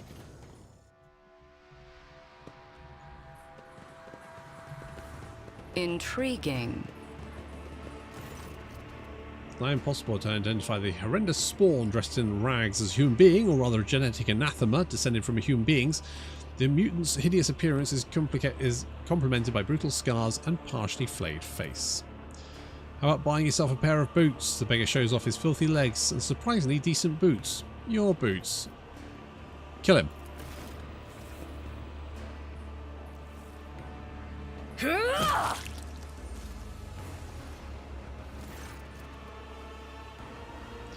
The beggar refuses to die easily. He is desperately clinging to his life, choking on his own blood. Eventually, his protracted agony reaches its end.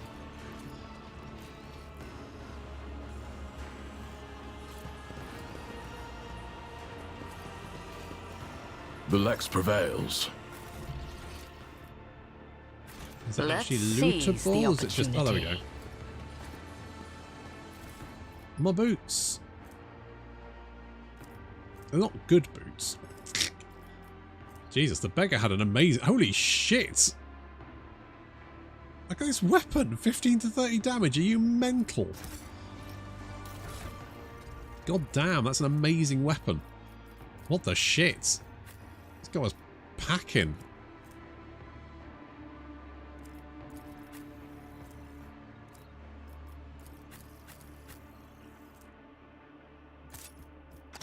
Give it to Abelard. He can shoot people. Alright, maybe we just have to go and kill Malice with what we've got then. Which is it's kind of rough. Because I do remember him being an absolute fucking pain in the ass last time. Where the hell do I go? Oh, over here.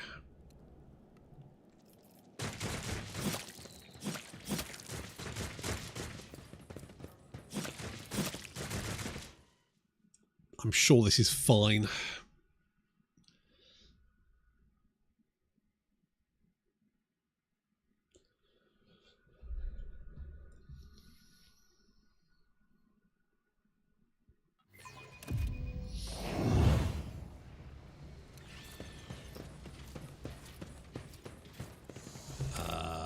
Let's save.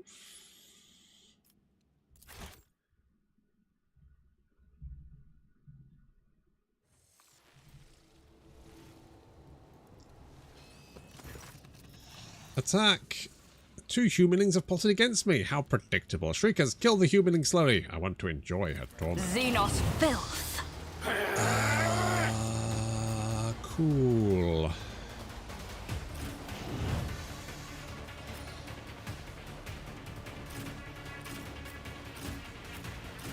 Okay, Abelard.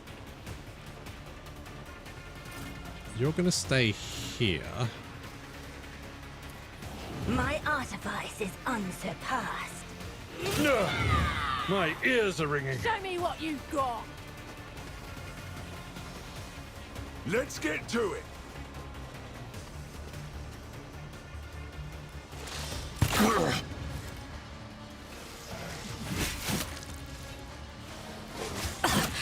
Pathetic.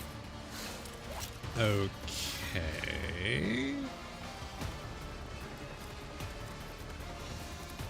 Let's get you. Let's test our skills, Greato.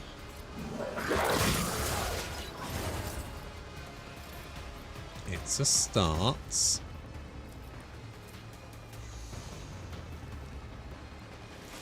Right. Let's use. Holy shit, that did ludicrous amounts of damage. What the fuck?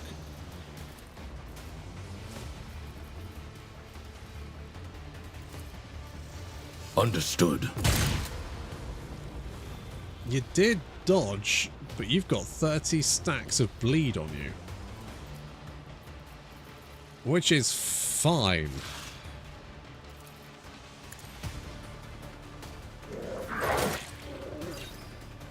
And you knocked the fucker down.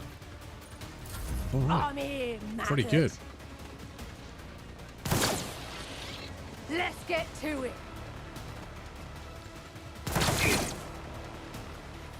Pain is all. Good. Indeed.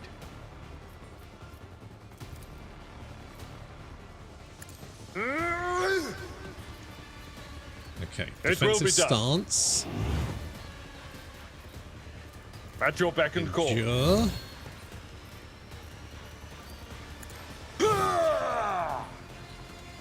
That's fine. Why am I on fire? Hold on. More importantly, why was I on my arse? Okay, at least Abelard can fuck people up now. That's good. Oh, tell you what, Accepted. The order is is clear. The Lex is inescapable. Holy shit. Kicking ass. One of us would be enough.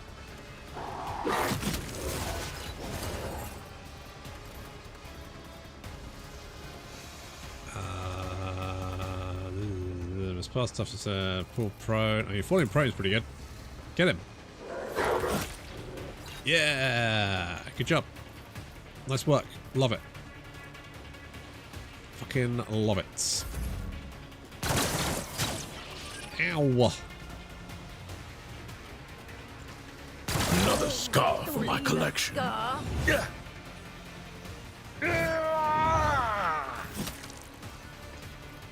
It will be done.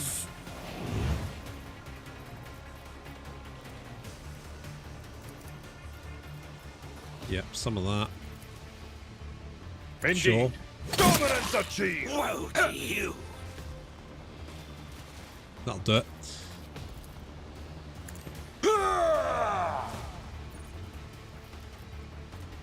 Yeah, I'm just gonna leave Abelard to do that. Right, I could tell you what, let's move you Amidst up. the carnage, I find I'm purpose. a little bit on fire, but it's fine. Can walk that off. Once show them no mercy. Nice. I will. I'm gonna set you on fire. Eat it, nerds. Oh, finally you turn up. I mean, I'll be honest. A little bit. Hold the formation. Is that guy still alive? No, he's dead. Good. I was fairly sure he was dead. It won't take long.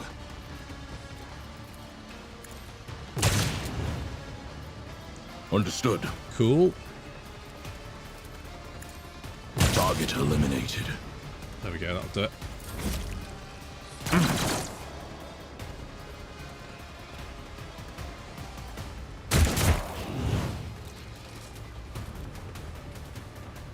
Wow, good job, guys.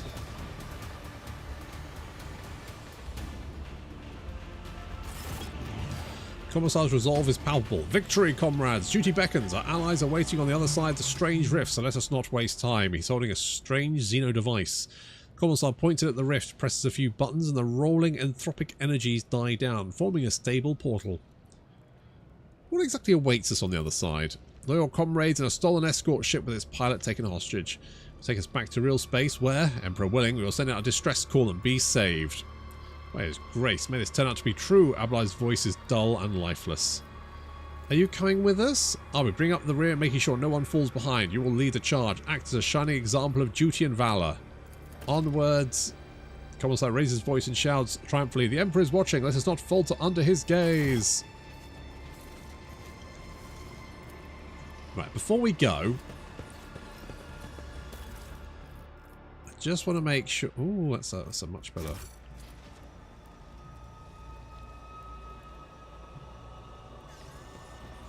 Just want to make sure we grab all the shit.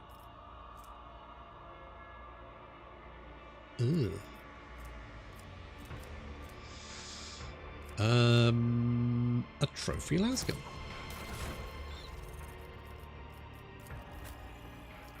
Right. This is. Wait, this is way better.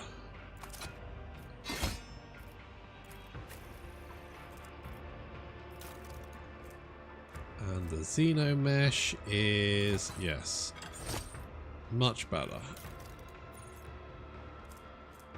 It's handy.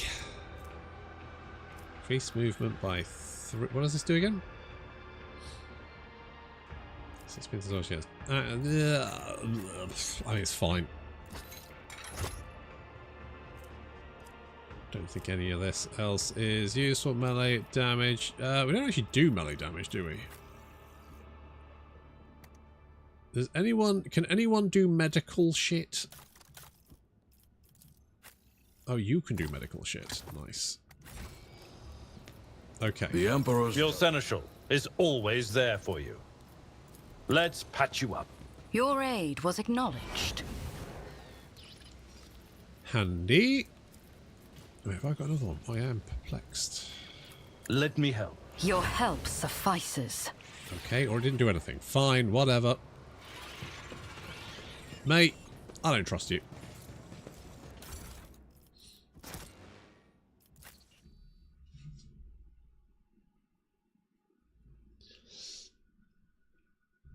This is the kind of... Oh, can you imagine a Necromunda game like this? It would have been fucking amazing. Oh, shit, yeah. It would have been so good.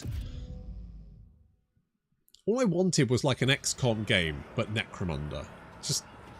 This with... Yeah. Yeah. Yeah. Yeah. It would have been fucking great. And instead, they made whatever the fuck that thing was.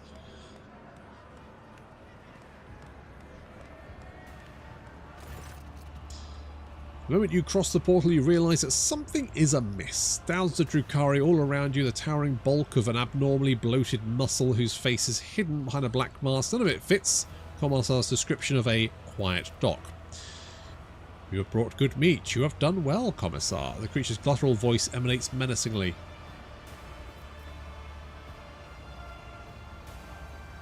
Commissar has turned out to be yet another traitor. I believe I'm starting to see how this game is played. It's alright, we won't be so gullible next time. Oh wait, there won't be a next time. The Commissar makes no effort to conceal the sarcastic mockery in his voice. Farewell, comrades. Deceiving, manipulating and nudging you towards your deaths has been an honour and a pleasure. The Commissar jumps to the closing portal before anyone gets a chance to stop him. Satisfied, cackling booms from behind the monster's black mask. Foolish meat. Fall for the same trick every time. Here's what happens to you now. The monster grunting, slurping voice sounds oddly familiar. They are about to unleash fighters and beasts that will seek to eviscerate you, so try to survive until the end of the fight. Meat. No one is expecting more from you. But should you kill something after all, do it painfully. Unless the master's crave for death, agony is sated, they will release meat into the arena, and you will regret that. Got it?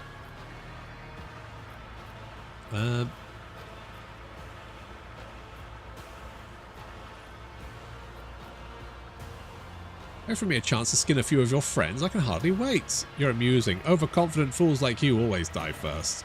Off with you, meat.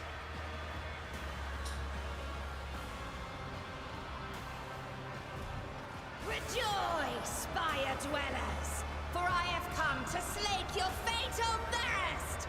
May the vicious hunt commence today. My wild hounds will enter the arena to taste the blood of its wretched challengers. Bathe your souls in their suffering.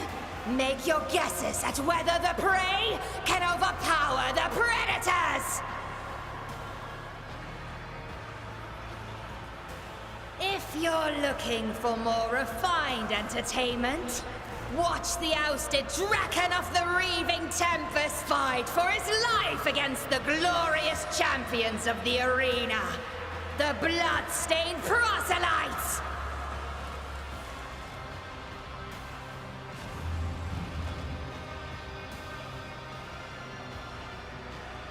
If your soul is so hardened that only the triumph of violence can soften its scars, enjoy the massacre of the fearsome Flesh Gorger! Today, we will try to kill him again!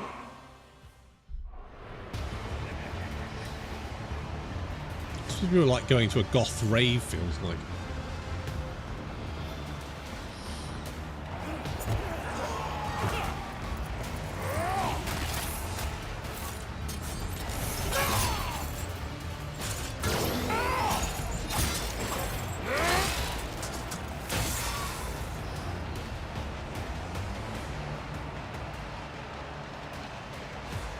I mean, that's one way of doing it. Is that all? Will you just give me your pet jesters? Don't be offended if I break your playthings, Kikeros!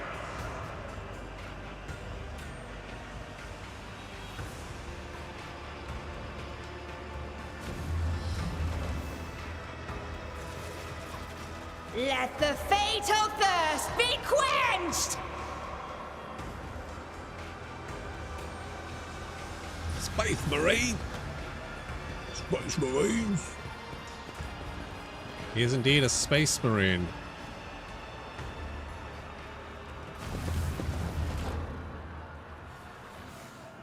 Let us savor the coming storm. It's alright, sorry, I'm tripping. I'm a tripping.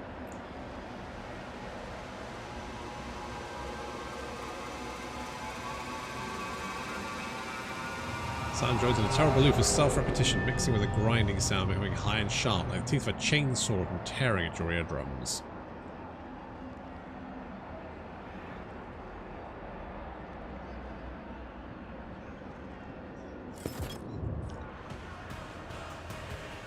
That's fun.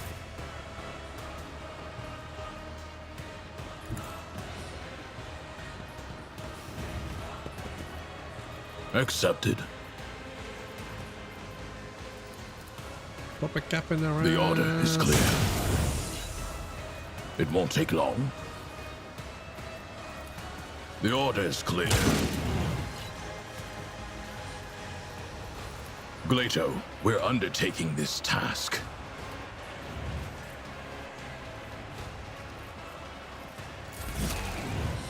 Arbitrators are made of plasteel.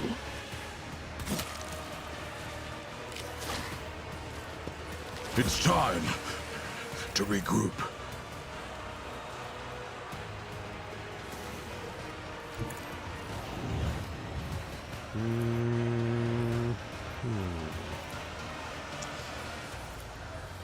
Ruin beckons. What does this do? At the start of their turn, each ally in a force area is against 50 with a 10% chance. I need no guidance. Okay, that's pretty good. I can't reach you. I could. At your beck and call. Yeah.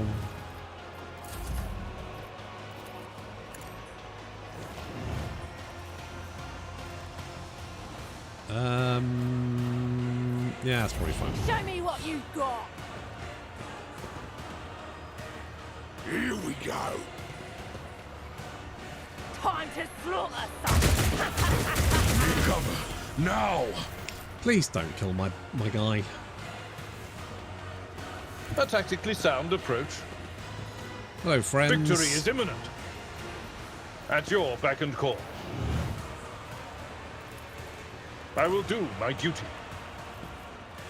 I need to get their attention. Indeed. And then I need to slap It one, will be done. which I miss.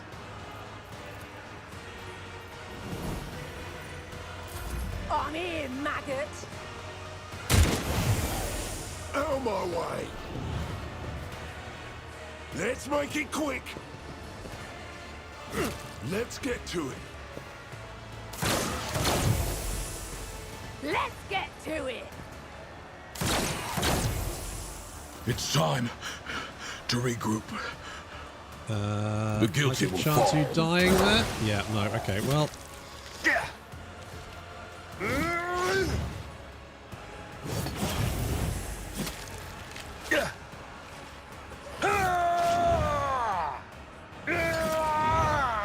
Nice. My resolve is unshaken. Ravage and conquer. One step closer. Let's go and shout at you. They're shouting at you again. And then I'm going to burn you. Ruin beckons. Works for me. Scared yet? Let's get to it.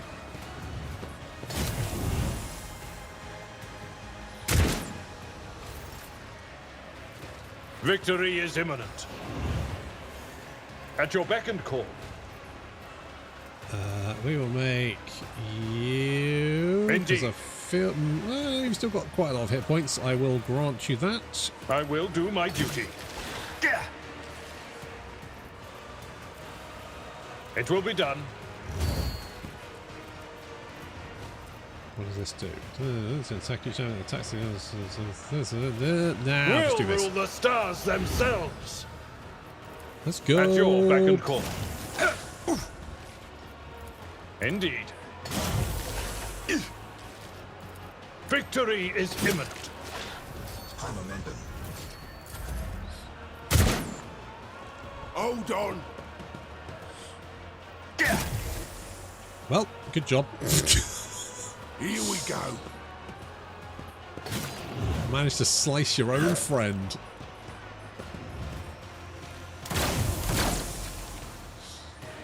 Let's get to it. Just a minor setback.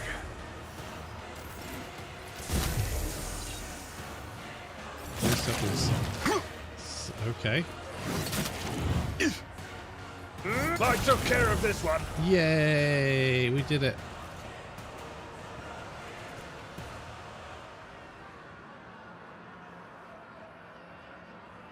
Something about many winners, I think. The absurdity of your struggle amuses me. Oh, I see. It's one of those, is it? Solomon, why don't you just go and hide? You can send Glato to go and eat someone if you like. Let's test our skills, Glato. Om nom nom nom nom. Yeah, I'll do. Abelard, I've if seen you worse just battles sort of than this in my time. run over here in this sort of general area. It will be done. Reduced to dust. Yeah, and At then your beck and call. you can kind of just get everyone's attention. That would be great. Victory is imminent. There you go. And then people can try and hit you, and that'll work out about as well as you can expect. Show me what you've got. Brace yourself, Abelard. Slaughter someone. I'm here, maggot. Let's get to it. Your efforts amuse me. Let's make it quick. I took care of this one. Let's get to it. That's some fun shit. Death shall reign. Purpose? A blood-soaked tribute. Anyone else? Oh, there is something. Hang on. Hello. Hello, friend. What are you doing down there? I need no guidance. Why are you on fire? That's right, you just stay there. My place is at the fore. At your beck and call. Job done. Have you enjoyed it? Are you surprised the fallen Drakon has defeated the best warriors of the arena? The cult appreciates it, Marazai, as has been granted the right to join the bloodstained prostates, our circle of champions. Love a good bloodstained prostate. Actually, no, that sounds awful. It's genuinely terrifying.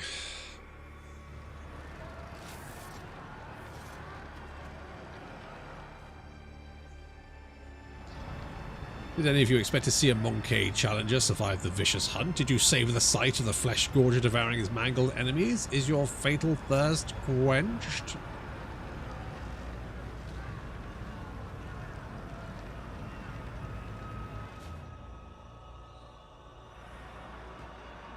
Yes, it is quenched.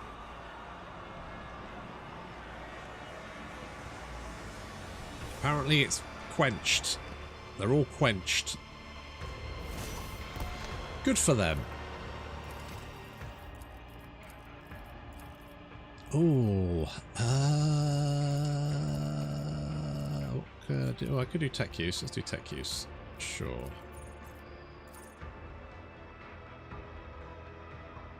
Psycho's critical hit chance increased by 1%. Psycho's gains 24 against fire damage and half that amount to get additional armor against energy. Okay, burning blood, so psychic power. So for 8 direct damage. Okay.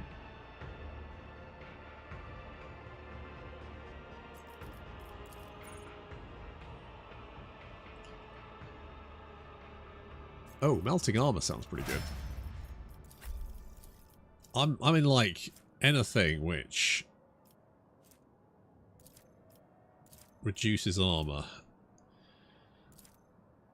You are good with coercion, so I guess go with that. Public sentencing. Do we have anything here? Steady hand. Nope.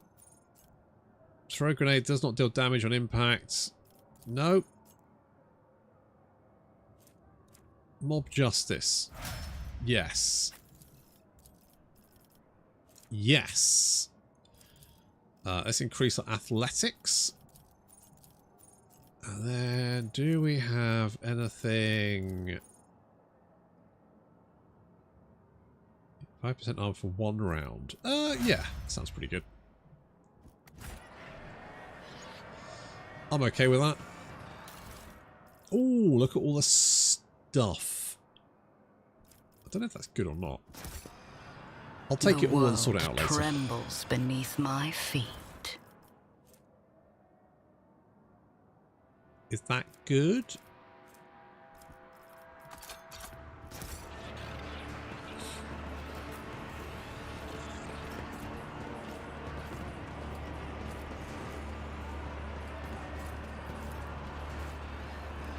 Commissar, traitor.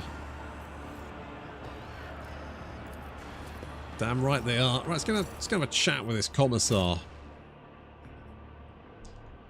Have a little word with him. I've got a few questions to ask.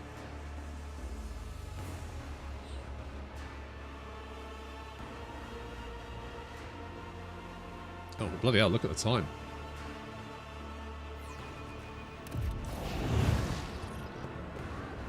Oh, hello.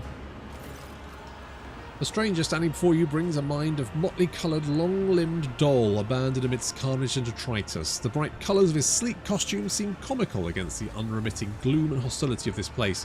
Only the sorrowful horn mask that hides his face, the dark hood cloak he wears, pay tribute to the overwhelming air of hopelessness. Every move the Xenos makes sings with a theatrical precision and a predator's grace. You cannot decide if this person is an accomplished dancer or a master assassin. You've never heard of such a Xenos before. What is he doing in the chasm and why is he standing before you now? This drip of putrid flesh offends your taste. Oblivion comes now. Here is Nocturne plays. I am the starlit strain that chills the soul, the beast that doomed throngs pitches into dance. You are among them, merchant vagabond, so tread the steps I say, escape fate's grasp. Solomon's eye is seized by a tic so strong that he has to press an iron finger against the lid to stop it.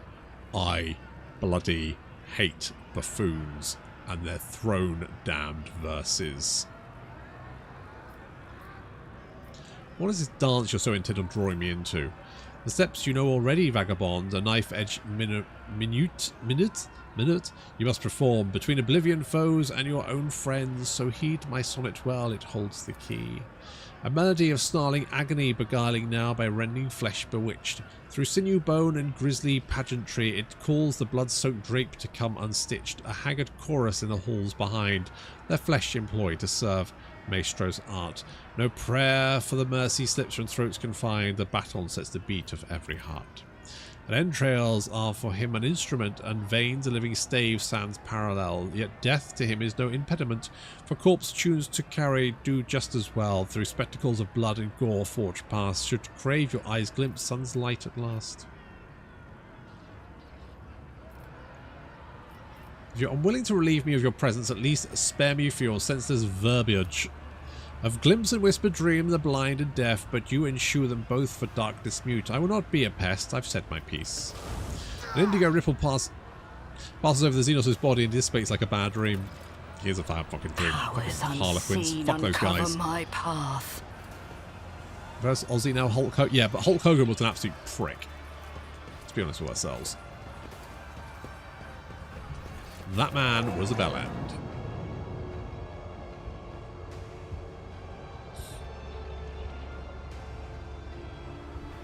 I've given myself a heavy stubber, but I don't really need it because I can just shout at people until they die.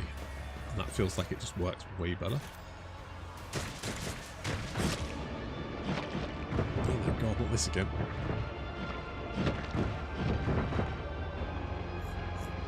I get it, I get it. Embrace true I get it, power. I get the idea. I do, I really do. Right, on that bombshell, so I'm going to leave it for tonight. I'll probably be streaming it again probably next week at this point because my wife is going away on a jolly and I am going to be doing childcare, so I probably won't be able to stream just in case he does wake up. And my son did wake up once when I was streaming, And it was when I was playing, is it the Star Wars Squadrons? Yeah. Yeah, if you go back and watch the last Star Wars Squadrons I did, right at the end, my child burst into the room and shocked me during streaming. So, probably won't do that again. But we'll definitely be playing the rest of Act 3, which I think this is... All Act 3 is in Commorragh, isn't it? Commorragh, wherever this is. So we should be on to Act 4 pretty quickly. So, yay! I'll have to wait until next time. Thank you very much for watching, and I'll see you next time.